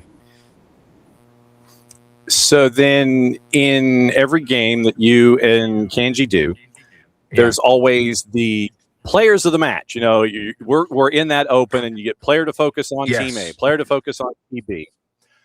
Give me two dudes that will not be those two dudes that will be key to the success for their clubs in this matchup coming up on the weekend. That will be key or won't be key? Yeah, they will be key to winning, but they won't be your players to watch. So give me like those second level, B level. Okay. Yeah. He's not a second level player by any stretch of the imagination, because he's won more than I could ever dream of. He's played at the biggest clubs in the world, and he's still going. He won't be my player to watch. Going to be a key player in the game, and that is Casemiro. I think the positioning that he's going to take with the turnover of possession, because one thing that Nashville can do, they can dominate, but Nashville can also play on the counter attack. And I think Inter Miami are probably at their most vulnerable on the counter attack. So I think Casemiro's movement, I think his positioning will be absolutely vital. So he would be for Inter Miami. Now for Nashville, Nahar, the centre back. Okay. Wallagy, the centre back. They have Nahar is obviously a great mention, but I think in Wallagy and Palacios, Nashville back partnership in the whole of MLS. I think those two players allow the team to play a high line. But I think where a player like Wallagy is going to be really important is Miami don't necessarily press from the front. Okay, so if Bertarami is back fit, he is one of the players that will press. Suarez tries to do as much as he can, but I don't think, his pressing is ordinarily where you would want your centre forward energy-wise to be pressing. Like, they're too on the ball. So a player like Wallagy, if he's able to step out with the ball, keep your eye on him. He can get into the left wing position. He can end up going in the centre position. He advances with the ball. So all of a sudden, this now links the point Casemiro as well. If Wallagy can get the ball and they can break that from into Miami, then I think you're going to find Wallagy is going to really open up the field. Because all of a sudden, whether it be DePaul, whether it be Bright, whether it be Casemiro, one of the players is going to have to advance, go to Wallagy. If they do that, then all of a sudden there's a domino effect. All of them, then the shape of Inter Miami, their defensive gets broken. All of a sudden there's space for Mukhtar high up the field, there's space for Espinoza, there's space for Surridge. So those are the two players that I watch are going to have a huge part to play as in terms of the outcome of this game. And be careful of the cut back cross. For God's sake, make sure if you're Nashville that you're there and you're ready for the cutback. It's gonna be there, and it drives people crazy. Do you know what? It drives people crazy, and we all find ourselves watching games and going, "How? Why has this been able to happen again? Why has this been allowed to happen again?"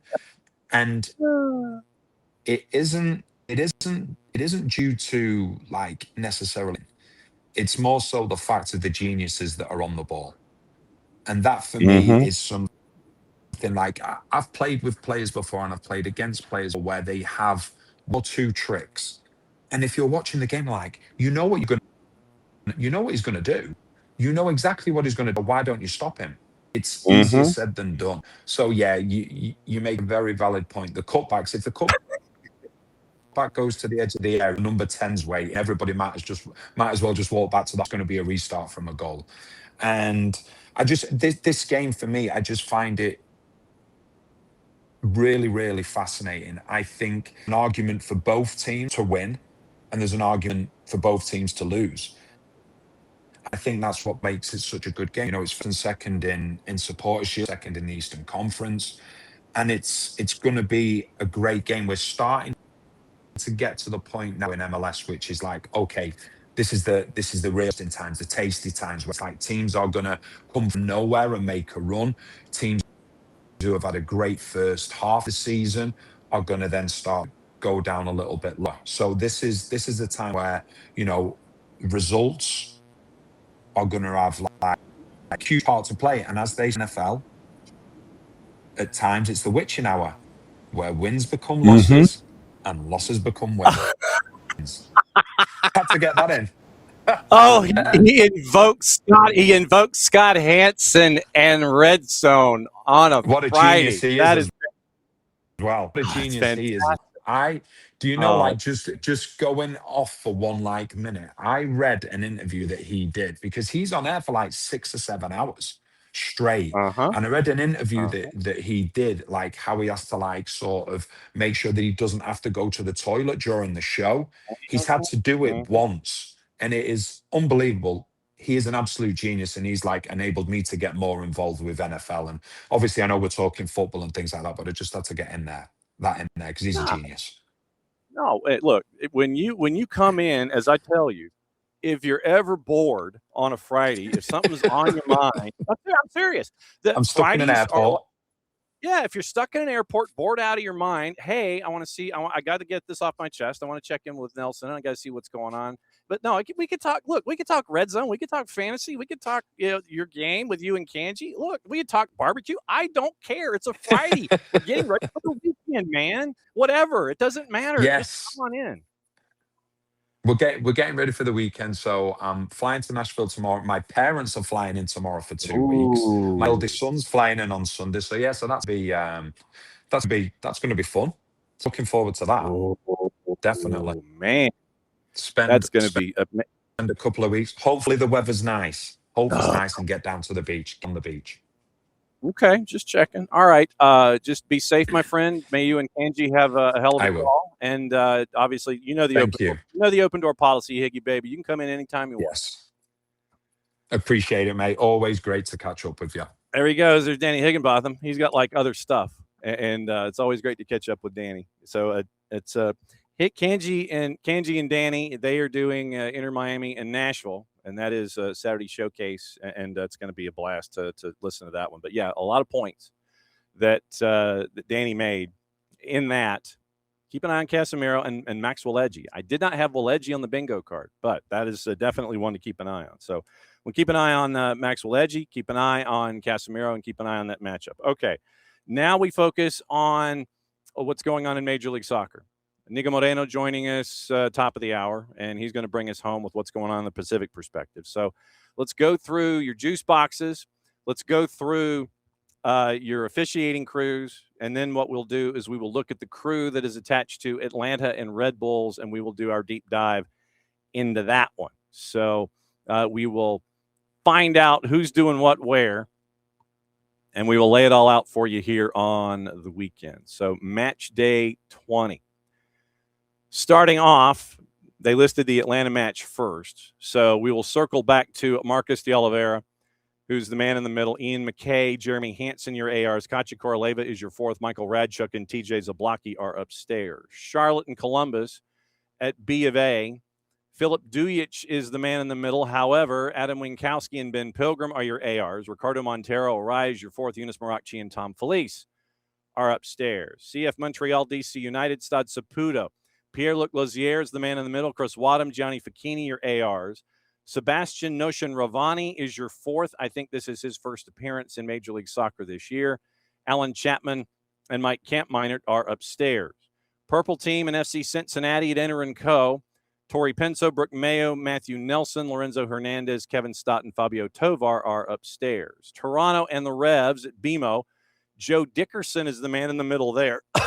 Michael Barwagon and Twain Anderson are your ARs.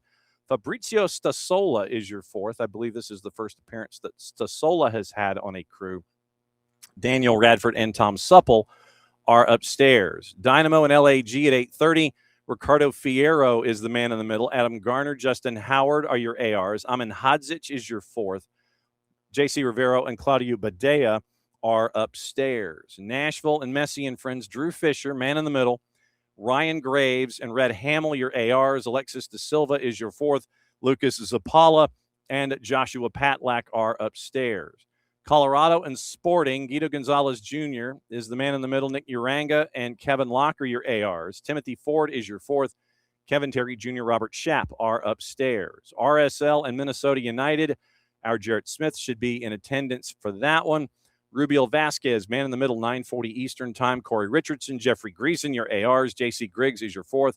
Sean Tahini, Jonathan Johnson are upstairs.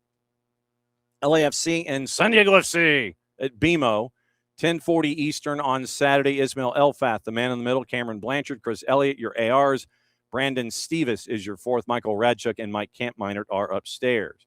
And San Jose and St. Louis City, SC at PayPal Park, 10:40. John Freeman, no relation, man in the middle. Jeremy Kizo and John Krill are your ARs. Eligio Adeguin is your fourth. Alan Chapman, TJ Zablocki are upstairs. Sunday, Chicago and Portland at Soldier Field, 6:10 Eastern. Chris Penso is the man in the middle. Gerard Cotter-Lebuy, Jason White, your ARs. Fotis Bazakis is your fourth. Daniel Radford and Tom Supple are upstairs. NYCFC Philadelphia, Yankee Stadium, 6:40. Sergei Demyanchuk, a man you do not want to mess around with, is the man in the middle at the 120 by 68. Corey Parker and Kyle Atkins are your ARs. Sergi Boyko is your fourth. Eunice Morakchi and Tom Felice are upstairs. Austin and FCD at Q2, 8:40 on your Sunday. Remy Touchon is the man in the middle. Eric Weisbrod, Stephen McGonigal are your ARs. Malik Badawi is the fourth. J.C. Rivera, Jonathan Johnson are upstairs. Seattle and Vancouver. Cascadia wraps things up Sunday night at Lumen, 10:40. Armando Villarreal is the man in the middle. Catherine Nesbitt, Tyler Y. Rostick, your ARs. And it is Edvin Jurasevich and Robert Schapp are upstairs. Now, back to the top of the order and Marcus de Oliveira. So let's find out about Marcus de Oliveira. Let's learn together. So we go and we check out the ref stats for Marcus de Oliveira. So we go to who scored and fine, accept all. Fine. All right. So it appears that this year, Marcus de Oliveira, no, I don't want to do that either. So pop-up windows. It is 9 appearances in the middle for Marcus de Oliveira this year. Average fouls per match, 25 3/4, 25.78. Fouls per tackle, 0.79. He has called 3 penalties in 9 matches. He also averages slightly under 3 yellows a match, 26 yellows in 9 matches, 2.89. He has not given a red card this year. So with Atlanta United, I believe he has called an Atlanta United match this year.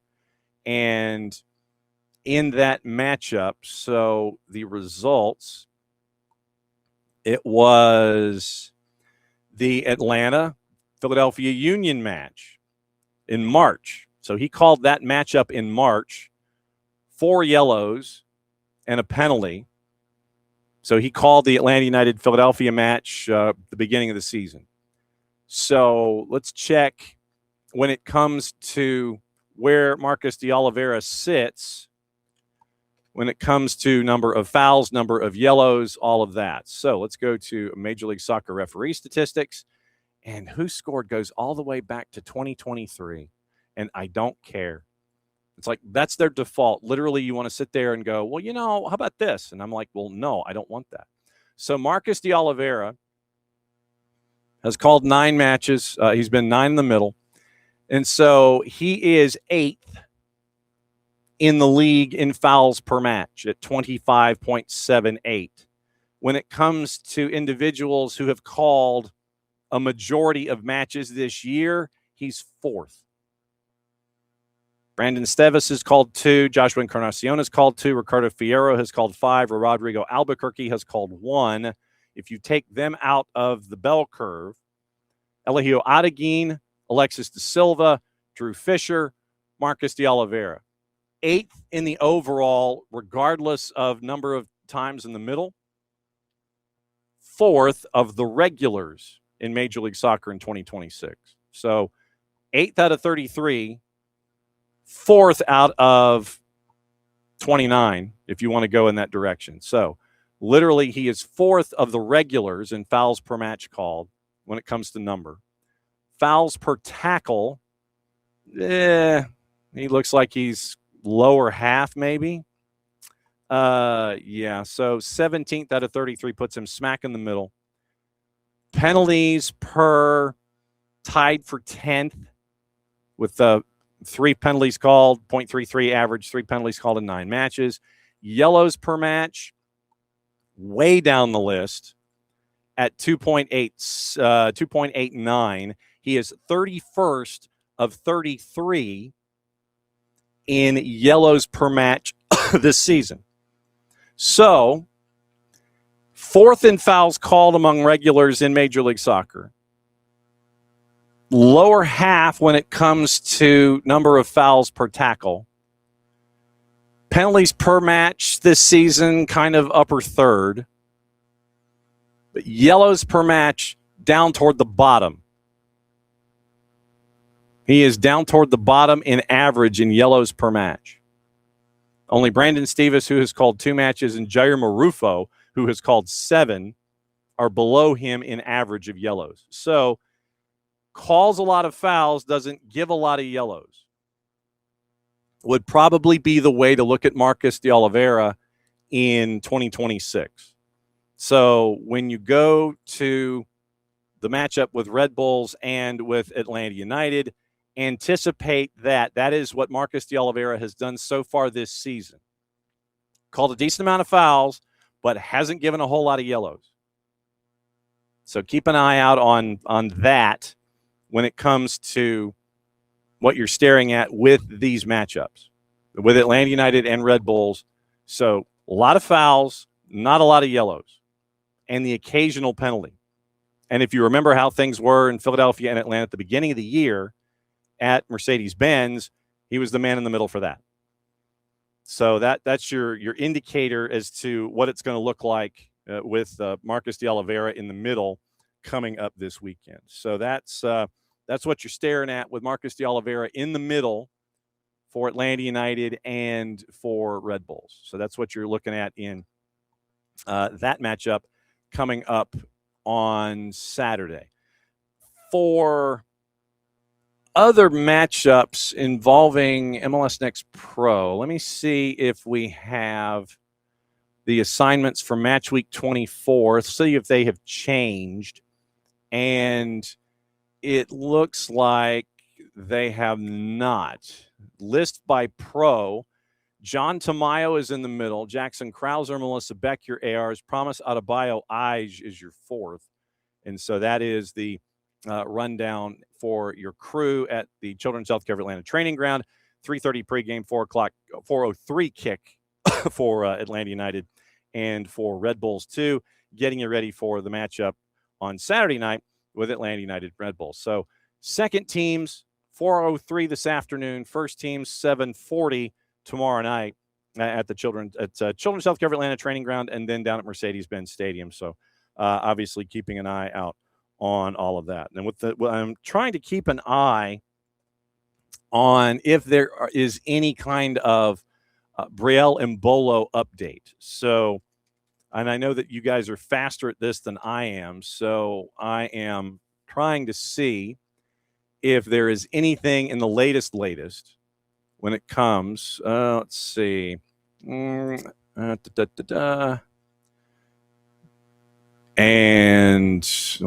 trying to see if there's anything else that has been added in the last hour. I'm trying to see if there's anything additional to what was said from Tom Bogert early this morning. Everything is circling back to Bogert. Everything is circling back to the 18 million figure in the U.S. and trying to see if.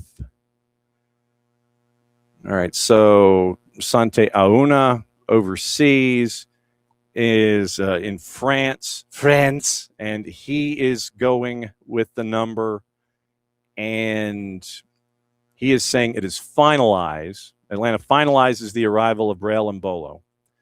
Nothing officially official, obviously, yet on the discussion.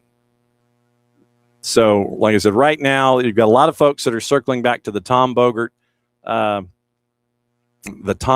news from earlier this morning and the price tag. So that is all in the same movement. So everything is consistent in circling back to Tom Bogert, possibly referencing Ben Jacobs, one French journalist, but the numbers are still the same. It is the $18 million U.S. transfer, 15 million euro, and that the final stages, Ren reaching an agreement, and Bolo approved the deal, and I'm trying to see if there's anything else that is there. And let's see. It looks like that's kind of where we are. Yeah, everybody is circling back to Tom Bogert first, whether it's Ben Jacobs or whomever. So that's what we're staring at. So right now, all the numbers seem to be pretty much in line. Stade Rennes, 18 million, obviously one of the top 5 transfers in Major League Soccer. And like I said, we'll keep an eye on it, but there is no update from the initial movement that came at the beginning of the show this morning. So that's kind of where we are. That's where we are with it, and numbers are the same. Everybody's circling back to Bogert, so that's where we are. Okay, so that is the rundown in all of this. Now, let's get you into the juice boxes for the weekend and lay it all out for you in as many different competitions as we can try and find here. So checking for what's going on in Major League Soccer in the juice boxes. Like I said, obviously, Niko Moreno is going to join us coming up in about 15 minutes, and we'll go through everything else with Niko there. So Atlanta favored at home against Red Bulls at a -105. Draws a +286. Red Bulls are a +233. CF Montreal hosting DC United. I've got to change the time. I've got to change the time here because it literally is giving it to me in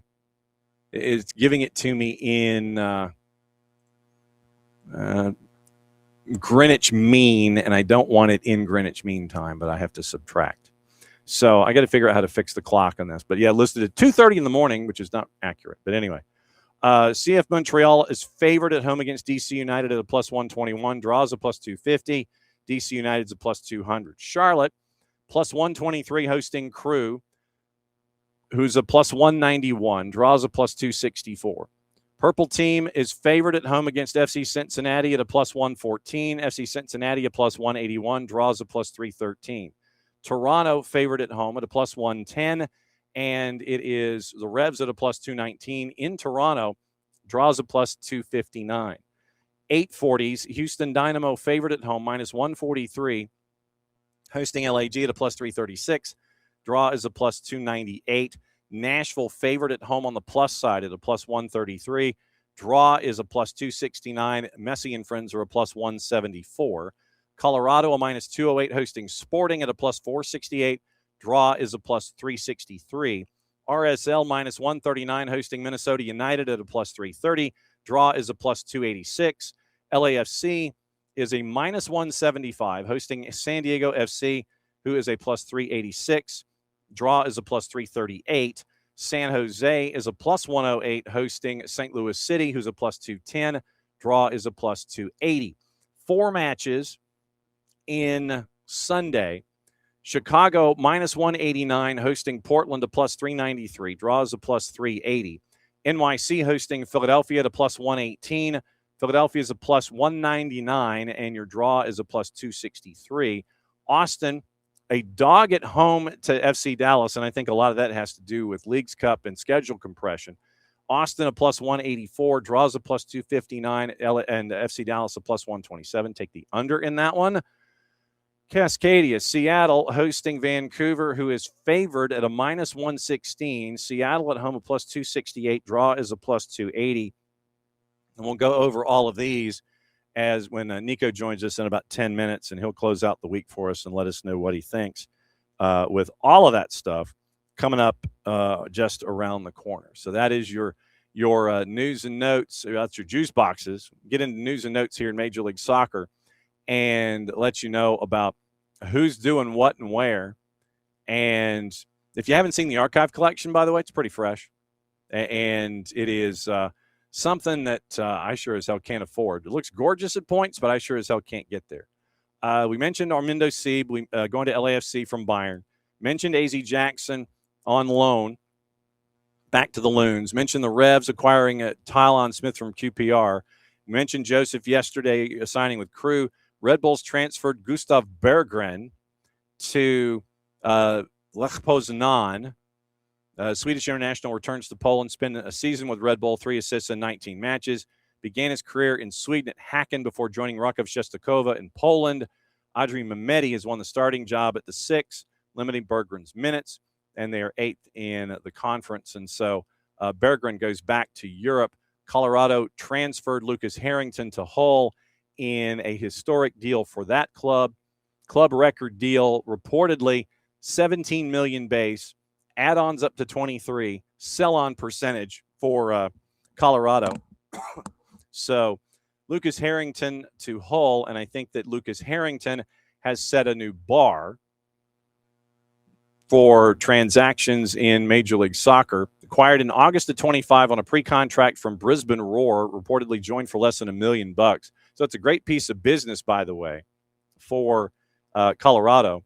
You sign him for less than $1 million and you flip him for 17, if not as much as 23. So big piece of business for Colorado and their movement going forward. All right, so NWSL. And this is where I'll kind of be going and bouncing around and trying to let you know what we might be missing. Like I said, NWSL this weekend, there's that one match that is right on the schedule, and you're sitting there going, yep, that's one of them. Gotham and Kansas City Current, the stars of Ted Lasso season 4, Kansas City Current. Friday night tonight, 8 o'clock, Gotham, and that surface, and it's going to be at Gotham, and that surface has gone through hell. So Gotham is playing on that surface that has been Leagues Cupped to death. And so Kansas City and Gotham are going to be the last match in that run of matches there in Harrison, in the Swamps, and it's going to be Gotham and Kansas City Current. So we'll see what the turf looks like. Once again, that one's on Prime tonight. We'll see what it looks like, 8 o'clock Eastern. Utah and Bay, that one is at 10. Seattle, Chicago is at 10. Remember, Chicago dismissed their head coach and kept an assistant, brought Lauren Donaldson back. And so they're last in the table, and they're trying to get things moving. San Diego, Denver, late night at the Murph Dragon. Saturday, Racing and Boston at Lynn Family. That one's at 6:30 on Ion, part of their doubleheader. Portland hosting Orlando at 8:45. Sunday, Courage and Dash at WakeMed. That's on the Plus, or the NWSL Plus. Angel City and Washington Spirit. That's at BMO in L.A. That one's on ESPN, 9 o'clock on Sunday. And then you end up with matches in the midweek, just to give you an idea where the standings are and how nuts it is. Gotham right now, 40 points. They're on top, 4 points ahead of Spirit. Everyone is through, for the most part, match week 19. You have some with a match in hand, and you even have Angel City and Seattle with 2 in hand. Right now, Utah at 33 points, 1 point ahead of San Diego and 4th at 32. Portland's at 31. Courage are at 30. Kansas City are at 30, behind in goal difference. Angel City is 8th at 24, ahead of Seattle on goal difference. Denver's at 23. Orlando's at 23. Denver's got better goal difference. Boston is 12th at 20, and they have scored 2 more goals than Houston. Same number of points, same in goal difference, and Boston has scored 2 more goals. So third tiebreaker has Boston in 12th, Houston in 13th. Bay is at 19 points. Racing Louisville's at 17. And Chicago, 13 points, 18 matches, 4-13-1. They have scored 9 goals in 18 matches this year. So a goals for of 0.5. They've given up 33. So that would be a goals against of 1.8. What's so wait, hang on. 3 is 1.84. 1.84 goals against to 0.5 goals scored. That's not going to win you much. 1-8 away from home, 3-5 and 1 away from home. 9 goals scored this season for Chicago, and they got to this point of the season, and they're like, yeah, we're done here. So that's what you're looking at with the NWSL. But, yeah, the big matchup that is going to be this weekend in the NWSL, if you're near a device or just have it on in the background, that it's going to be chaos personified with a lot of stuff involving the NWSL and chasing to the top. Gotham favored at home at a -125. Royals a big favorite at home against Bay at a -182. Reign even bigger with Chicago coming to town at a -278. San Diego's a -120 hosting Denver. Racing is a dog at home to Boston, who's a +120. Portland favored at home against the Purple team, and they are a +114. Purple team is a +175. And then Courage, big favorite at home, -208. Angel City is a dog at home to Spirit, understandably so. They are a +170. Washington Spirit are a +125. So that is the rundown of the NWSL this weekend. Mentioned of obviously what's going on in the world of MLS Next Pro and how big a matchup this is. Once again, only separated by 1 point. And Atlanta United is running out of home matches, so they've got to take advantage. Next 3 are at home, and it is tonight, and then it is Tuesday, and then it is Friday. So those 3 are Saturday. So it is those 3 in a row for Atlanta United, and then they wrap up their home schedule with Connecticut United after the Labor Day on the 8th of September. It's the last home match of the season. So a bit of a home stretch. Once again, if you're going, 403 kick. But once again, you got to go to Ticketmaster and get your tickets. They're free. But you go in, you got to park at the athletic facilities down the street, and they shuttle you over. Got to get your ticket from Ticketmaster, and once again, make sure that your bag fits the specs for Mercedes-Benz when it comes to bag and contents and width and what you can carry in and all that kind of stuff. So, and bring your sunscreen. And a lot of folks have gotten really smart. They're hanging out in like a standing, they've created like a standing room area on the north end of Field 3 where the Children's Healthcare of Atlanta, the Emory Healthcare Studios are hiding the sun, and folks are kind of dipping into that shade to stay there. So there are more people that are watching the matches than you may think, but a lot of them right now are hiding under the Emory Healthcare Studios shade in the north end zone, which is as you're watching the goal to your left. That goal, shade is there, folks are hiding there, and that's kind of what you're looking at when it comes to when you're looking at Atlanta United 2 games there if you go. So once again, if you go, it's going to be hot. Bring your sunscreen. Get your tickets at Ticketmaster. They're free, and then make sure your bag fits Mercedes-Benz specs when you go so they can look at it and open it up and sit there. And it's like, yes, it fits. It's not going to be this obtrusive brick or something like that will keep people from sitting in a seat or something like that. So, yeah, go to Ticketmaster. Get your tickets. 4:03 kick, 3:30 pregame here on the network, and we are looking forward to it. Yeah, Gateway, thank you. I couldn't remember. It's like it's like the place where everybody parks, and then you get the shuttle. It's the Gateway Park. So you can go there and you get all your stuff figured out, and you lay it all out for you there. All right, so let's say hi to everybody as Nico's coming up here around the corner. And morning, Abby. Morning, OG. Let's see. Morning, Nix. Morning, Brett. It's Brett. It's been a while. Brett, good to see you. Let's see. There's Nix. There's Brett. There's Abby. There's Michael Head. And let's see. Yes, absolutely. Higgy baby. You knew where I got that from. Nicely done, Alex. Let's see.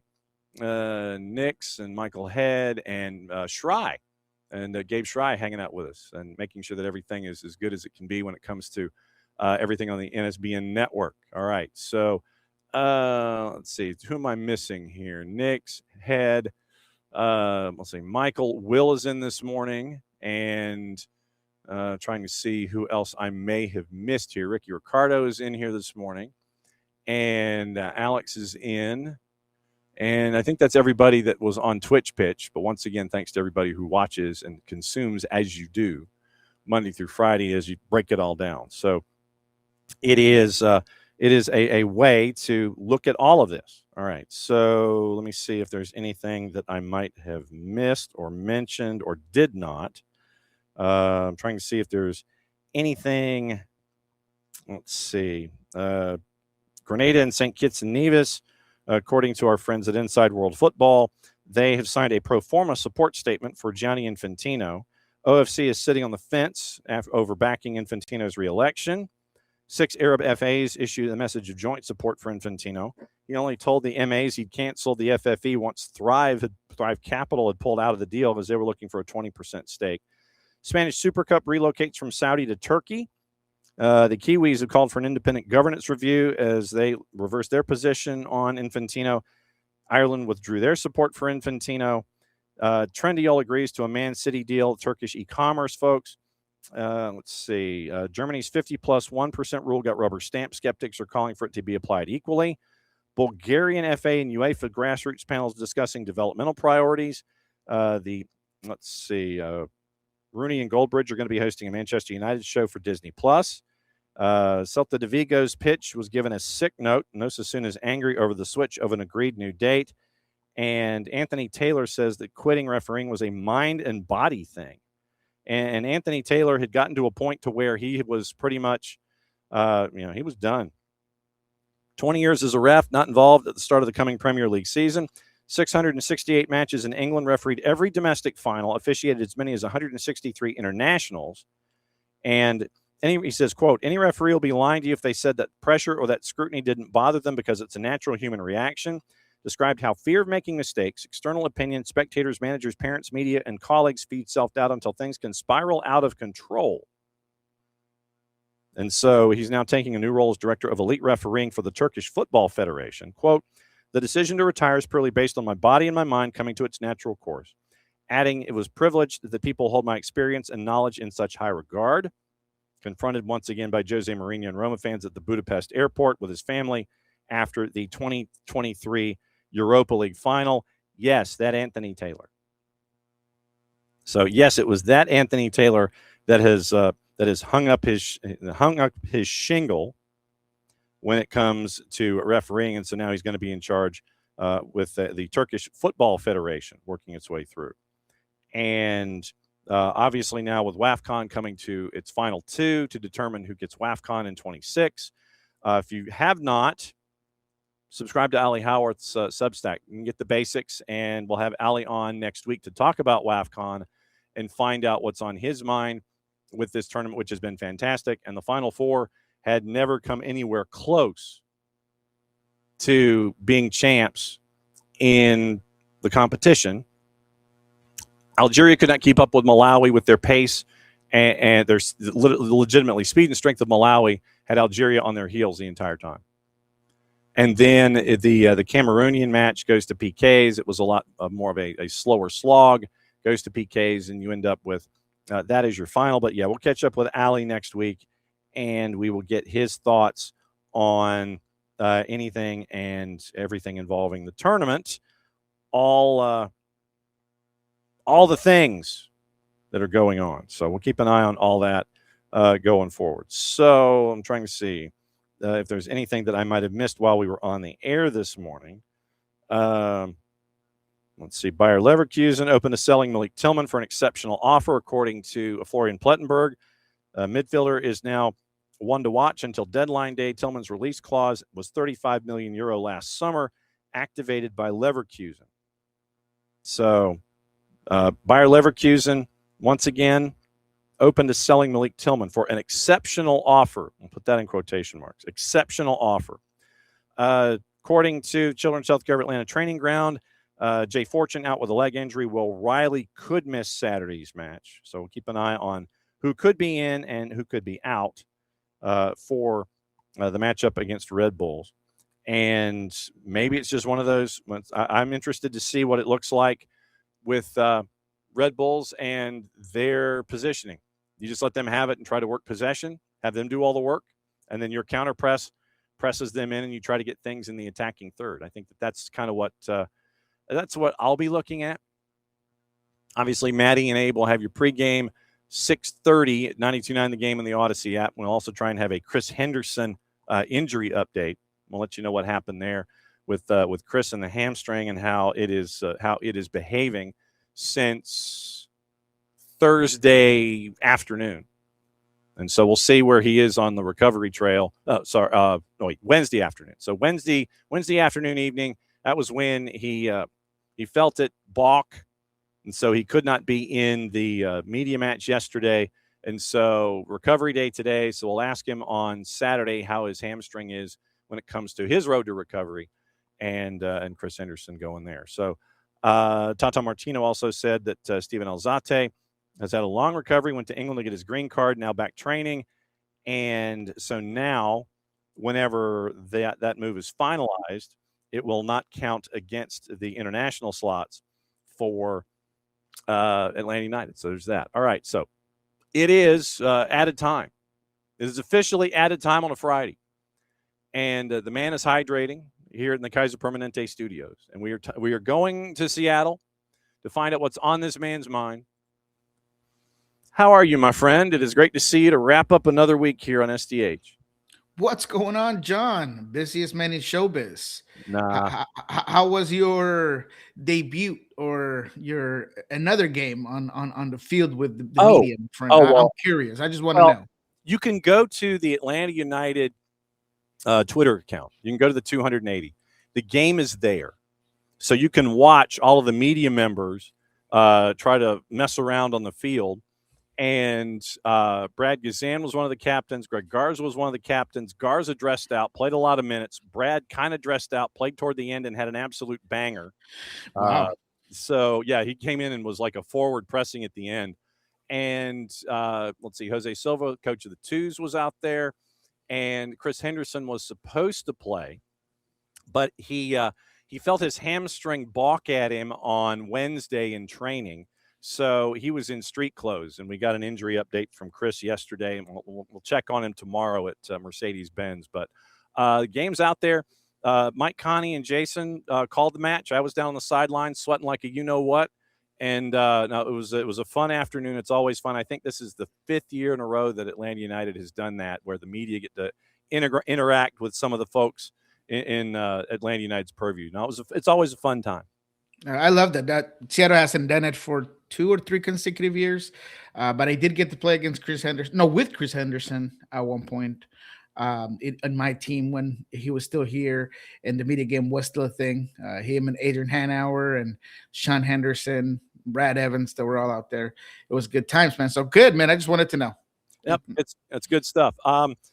Leagues Cup is in the rearview mirror for every MLS team but 4. When you look at match day last and the Leagues Cup experience in Seattle, what sticks in your head? Oh, man. Yeah. Look, the last game, I ended up going just as a fan with the family, but I got to kind of see it from another angle, at least the stadium and the feel. And you know what? It did not sit well with me that Seattle was overrun by the red and white. I mean, there was really a sea of Chivas fans that took over, and you know, there's a little bit of the team was already eliminated. They're in bad form. You could talk about maybe not everybody being on board with Leagues Cup, but at the end of the day, it's not what you want to see here in Seattle. The chants, the Chiva chant was definitely extremely loud. When La Hormiga was going to come on at the end of the game, I mean, it was just mayhem. And obviously a game where the Sounders played the kids. They played the Tacoma Defiance players.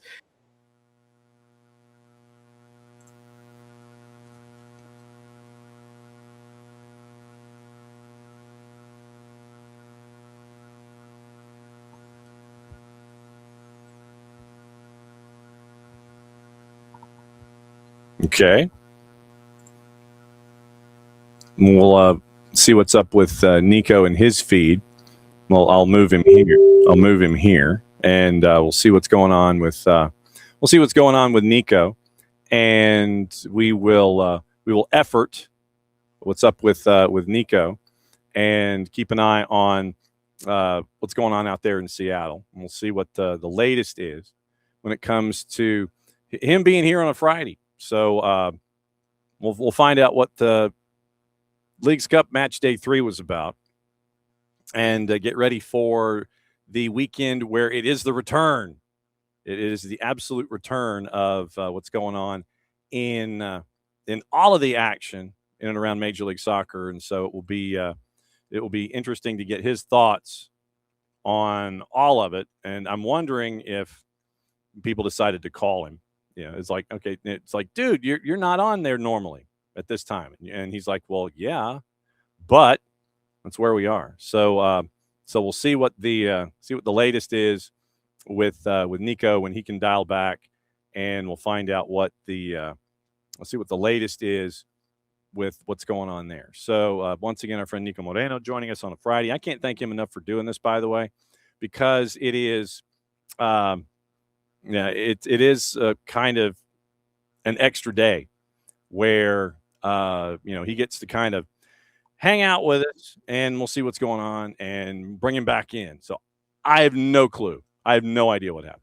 I really don't know what I absolutely hate it, but let's just get back to it. Get back to it. So the Sounders definitely did what a lot of us expected, because the team was already eliminated. It was interesting to see Gabriel Milito go with more of a first team lineup. Obviously, he's under some heat, some fire. Mm-hmm. He is hoping to get every single win that he can so he can keep his job. So, the Chivas came out and put out a really, really strong lineup. And I thought that it was a very encouraging game to see a lot of these young players like Stu Hawkins, like Galatin Sadness, Charlie Gaffney have, pretty strong games and be out there showing that they deserve at one point or another to be part of this team.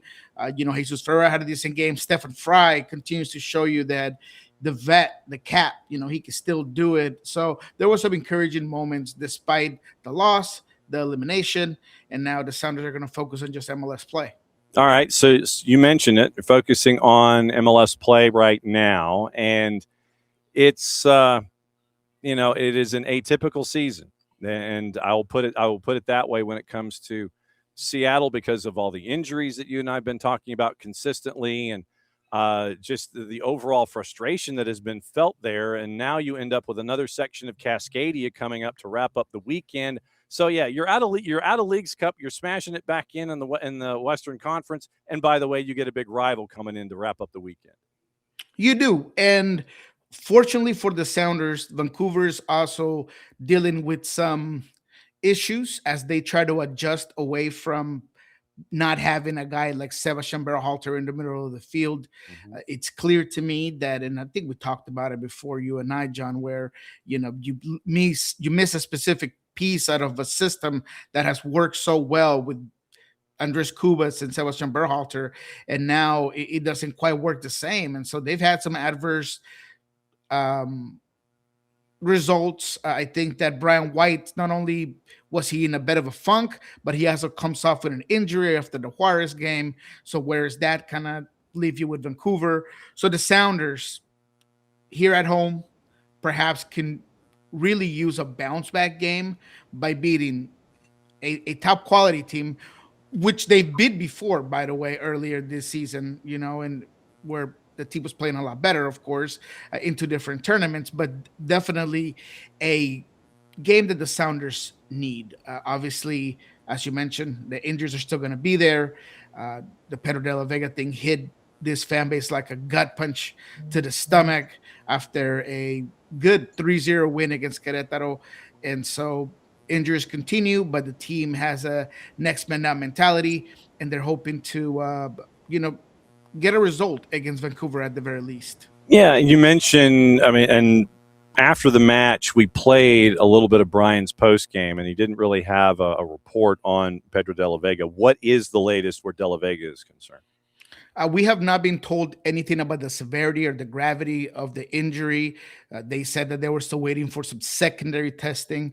The only thing that Brian did during the week was confirm that it's a quad injury.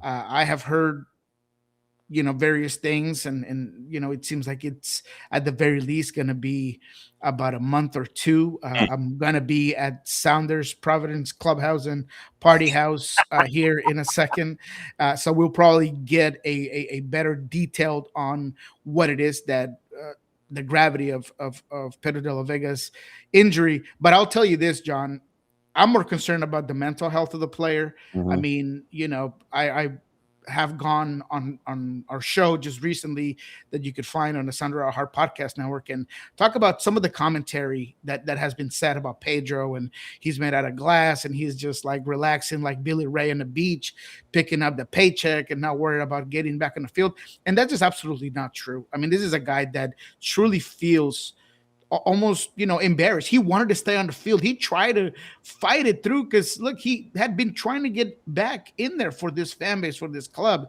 and the fact that 10 minutes later you have another injury, I mean, that's got to hit your pride differently.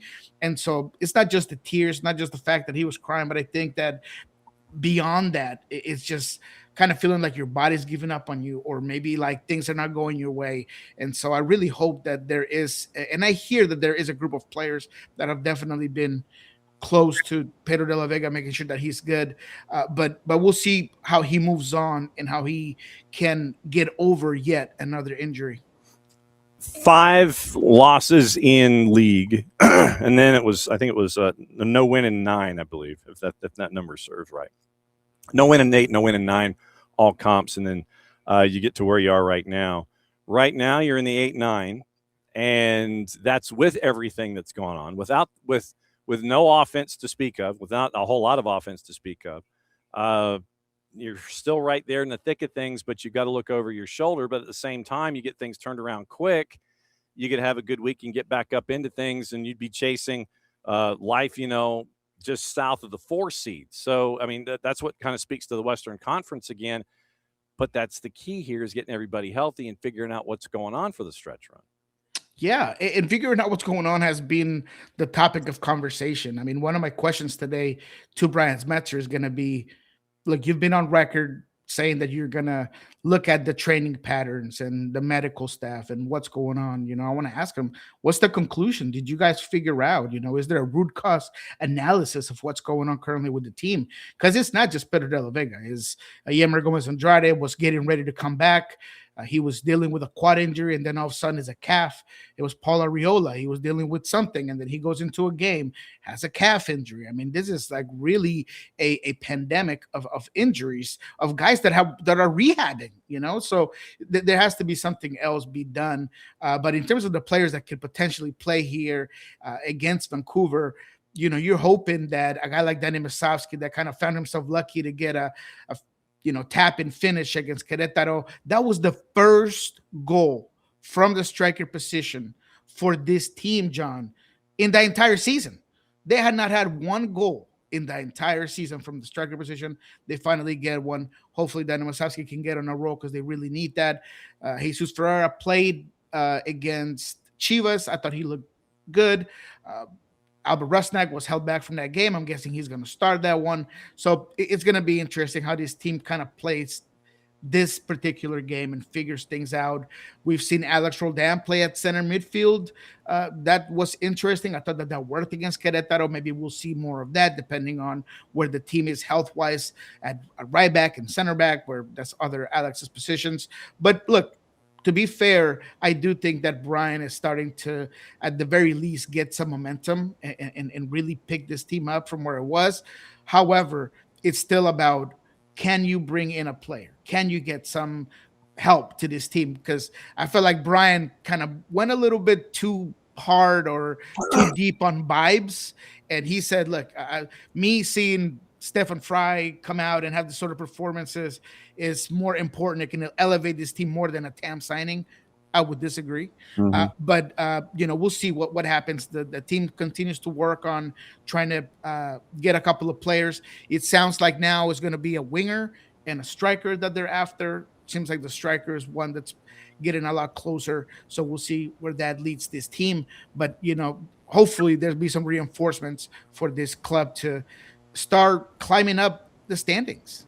Is that a case where Brian is saying what he is saying to calm expectations and keep people away from the player pursuit and just kind of focus on the field so that way they can kind of do their thing and chase after those players that they know that they need, but not have it as a headline and have everybody kind of looking? It's like, pay no attention to the man behind the curtain. It's like the Wizard of Oz kind of a thing. It's like, pay no attention to the man behind the curtain. Look over there and focus on that while we know we got stuff to do over here. Is this Brian Schmetzer working distractions here at tail end of the window?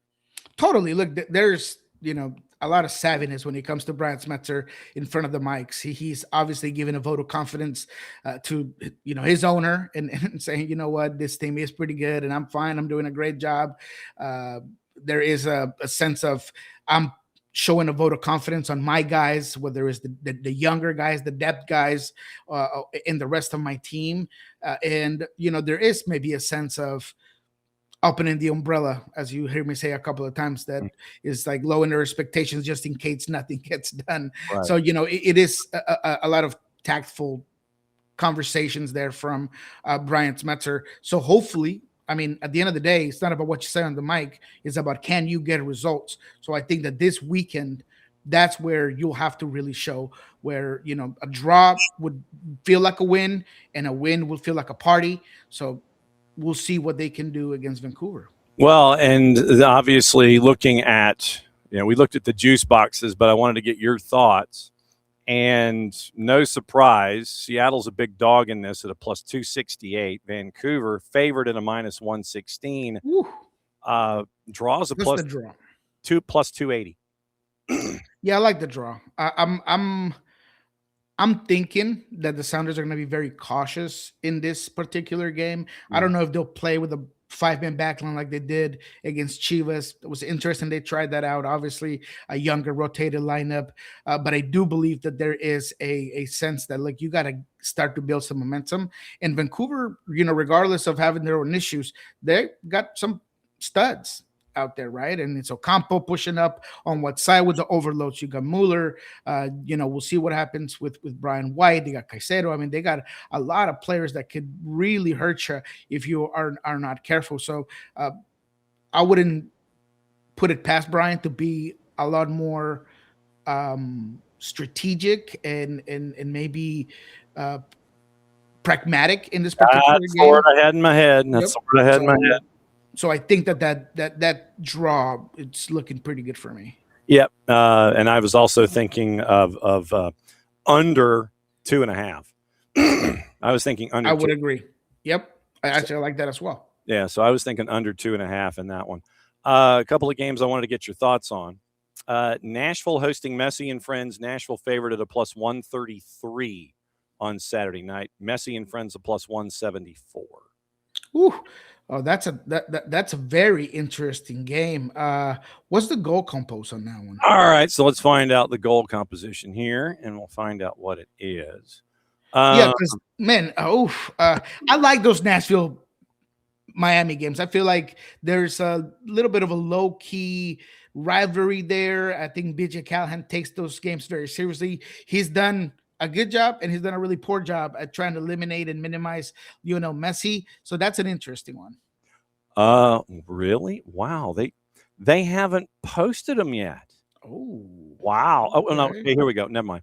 All right. So 3.5 is a plus 114 and 2.5 is a minus 208. So 3.5 is where it flips. So 3.5 a plus 114 in this matchup. Oh, that's a little rich there for me. Yeah, I'm going. I'm gonna watch that one. But check it out, man. I'm gonna go with Nashville on this one. I'm gonna just go ahead and pull the trigger on that. I really do think that Nashville could get this win, and Miami, as interesting as they are, I feel like they can manage certain games. I don't know how all in they're going to be for this one. Defensive issues are still continuing there. I like Nashville in this one. Yep. All right. And I'm checking your goal. I'm checking your goals in Cascadia before you head to the bouncy house and 5-minute oil change. And let's see. So I said under 2.5 is what I said. So let's see if I was anywhere close to anything. So under 2.5 is a plus 129. So yeah. I might take that. I might double down on that. That's not bad. Yeah. Give me one more just for sakes, because this one's always in my radar. Houston Galaxy, the gold compost, and what we're looking at in terms of the juice boxes. Gotcha. We are dialing that up right now, and we're trying to have people actually understand that I want to go backward. I want to go backward. Yeah, literally, it's like they're looking at me and they're going, bruh, we ain't giving you nothing. So, okay, so Houston and LAG. Houston's a minus 143. Draw is a plus 298. And LAG is a plus 336 on the road at Hell in a Shell. So, checking the goal numbers once they decide to dial themselves up here. Man, the computer is just slower than you know what this morning. Okay, so looking at the goals, plus 2.5, a minus 161. They're thinking goals here. 3.5 is a plus 150. 3.5 is a plus 150. Mm-hmm. Ooh, what's the 4.5? Give me what was the 4.5? Plus 350 at 4.5. Oh yeah, that's a little. I don't know. That might be a trap, but I like this game. You know what? This would be one that I would definitely think that you might have a 2-2 draw. So maybe that draw and the 2.5 might be definitely where I would take that. But it's going to be an interesting game, man. Look, I like what Houston is doing. Galaxy continues to get some help and additional players in, but I think that's going to be an interesting game in this weekend. Yep, and so we will keep an eye on that. All right, hit the promo for me, my friend, before you head out the door and head to the Providence and Swedish delicatessen and tire rotation joint. Yes, sir. Well, go ahead and check out right now. It's already out. Our What We Learned This Week. Jeremiah, Shannon, and I got together and broke down the week that was. Talked about the Chivas fans taking over Lumen Field. Talked about the young guys. Talked about the possibilities of the new signings. We talked Pedro de la Vega, injuries, everything you want to know about the Sounders. Go ahead and check that out right now. Sounder Hot Podcast Network, of course, is the YouTube channel as well. And then next week, we're thinking about announcing a couple of really interesting new projects that we have online. So go ahead and wait for that. And then when it comes to Pulso Sports, everything that we get today from Brian Smetzer, which I'm guessing is going to be somewhat eventful because they got to give us something on Pedro de la Vega and other injuries. So go ahead and check that out at Pulso Sports. What he said. As always, my friend, great to see you. Glad you could come on a Friday to get everything rolling as he enjoys his hot beverage as he reps the Palouse. As always, my friend, love you very much. Great to see you. Thank you, sir. See you again next week. You were the man, baby. Take it easy. There he goes, Niko Moreno from Pulso Sports. And all right, so once again, morning, David. I know that David admitted that he is in. OG getting into what happened in the media match yesterday. And like I said, you can go back and watch it. It is on the ATLUTD Twitter account, and it's still there up for broadcast. So the thing with the Team Garza experience, what had happened was literally, and I got this from their goalie, Nicolifi, and from right back Sofia Cupertino, there were a lot of folks that were interested in the offensive play and not a whole lot that were interested in coming back and playing defense. Because remember, it was 3-2. It was 3-2, and then Team Gazan put the pedal down, and they scored 6 straight to win 8-3. So you had too many players that were interested in the offensive part and not many that would double back to help out Nick and Sofia. That's what I gathered from catching up with them after the match. So that's I think that was really more than anything. It's like the lack of defensive discipline, especially when the game was spiraling early in the second half. Okay, so David wants to know, catching any updates. So I'm going to go one more time, and I am going to check and see if there is anything that we are missing from the initial report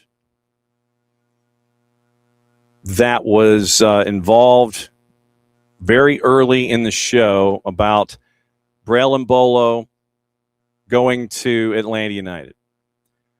17 minutes ago, it was reported on L'Equipe. Here's their headline. Braille and Bolo under contract until 2029 has left to join Atlanta, MLS. So, reported by Ouest France, preparing to leave Rennes for Atlanta United. Under contract could be the subject of a transfer fee of around 17 million euro, excluding bonuses. Mbolo arrived at Rennes very end of the summer window last year after 3 seasons at Monaco for approximately 15. It was agreed that he would saw less playing time toward the end of the season when his team played at 4-3-3 with Esteban Lapal leading the line. It was agreed that he would consider other offers this summer after his World Cup. Returned to training August 6. Name linked with Serie A clubs, Atlanta United have made a more concrete move. With his departure, Rennes would lose a significant salary as well as a valuable attacking experience, and the Breton club could consider replacing him with a taller player. So that literally is L'Equipe from this morning. So looking at West France, yes, yeah, that's fine. Tout accepter. Okay, so entering the final stretch of the transfer window, Stade Rennais, things becoming clearer. 15 million euro, almost finalized, and this was at 13:42 minus 5, so 8:42 this morning, our time. So before we went on the air, nearing completion, and it's not insignificant. Transfer is on the cards. So that is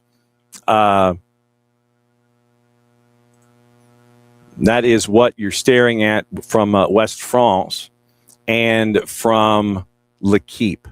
That is French reporting from this morning involving Braille and Bolo. And I'm trying to see, once again, if there's anything that's like the latest. And transfer 15.4 million euro. Let's see. Let's see. So Gotu Ozol. See, for MLS, Mbolo is a more fitting profile. Name who runs more and creates position threats. And let's see. So Media Foot, 15.4 million euro. So 15.4 seems to be a number that's posted in the last couple of reports. 15 million euro is 18 million US. Let's see. Major designated player. That and that. So 17 million. Yeah. So 15 to 18 million euro is what it's looking like. 18 million US, I think, is the number that you're staring at. Nothing new other than it's close.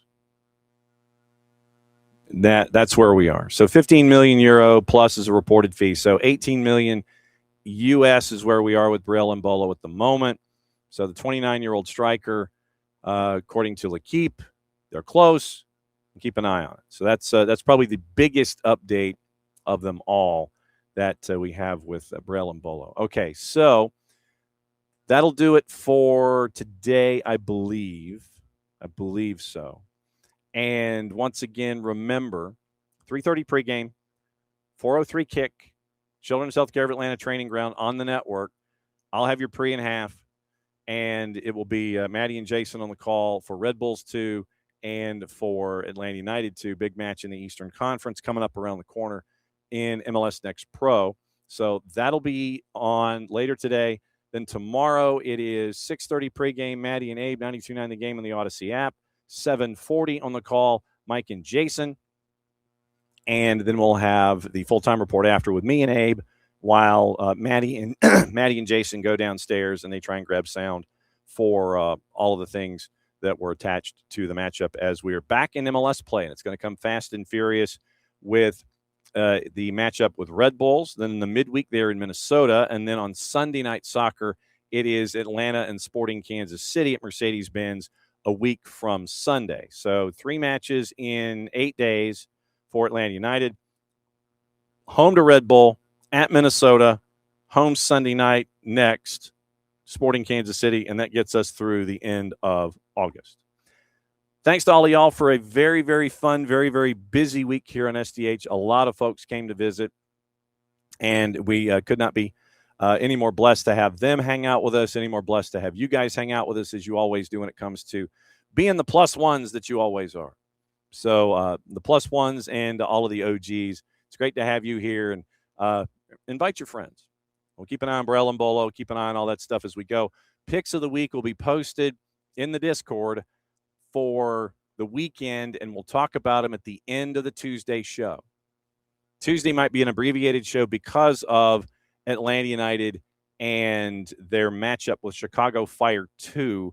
That's 11 o'clock on Tuesday morning at the Children's Health Care of Atlanta Training Ground. We'll have that one for you, 10:30 pre and 11:03 kick. We'll be there for that one, coming off of this one as we've gone forward. So for everybody here, to all of you there, thanks for coming on and hanging out with us as you always do.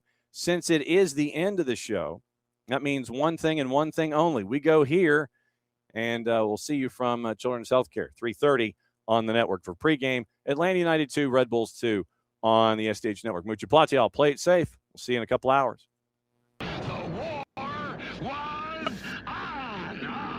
The keys on the typewriter had sharp points that kept sticking into our fingers. The dictating equipment started asking us questions, and our beepers sent electric shocks just through our body like a cattle prod. Out in the warehouse, the trucks kept banging into the docks, not even thinking about stopping. Oh, our frail bodies were strapped to the chairs, and our chairs were chained to the desks. Our pleas for justice were ignored, and the end seemed near. But we busted our slave drivers' little bitty balls.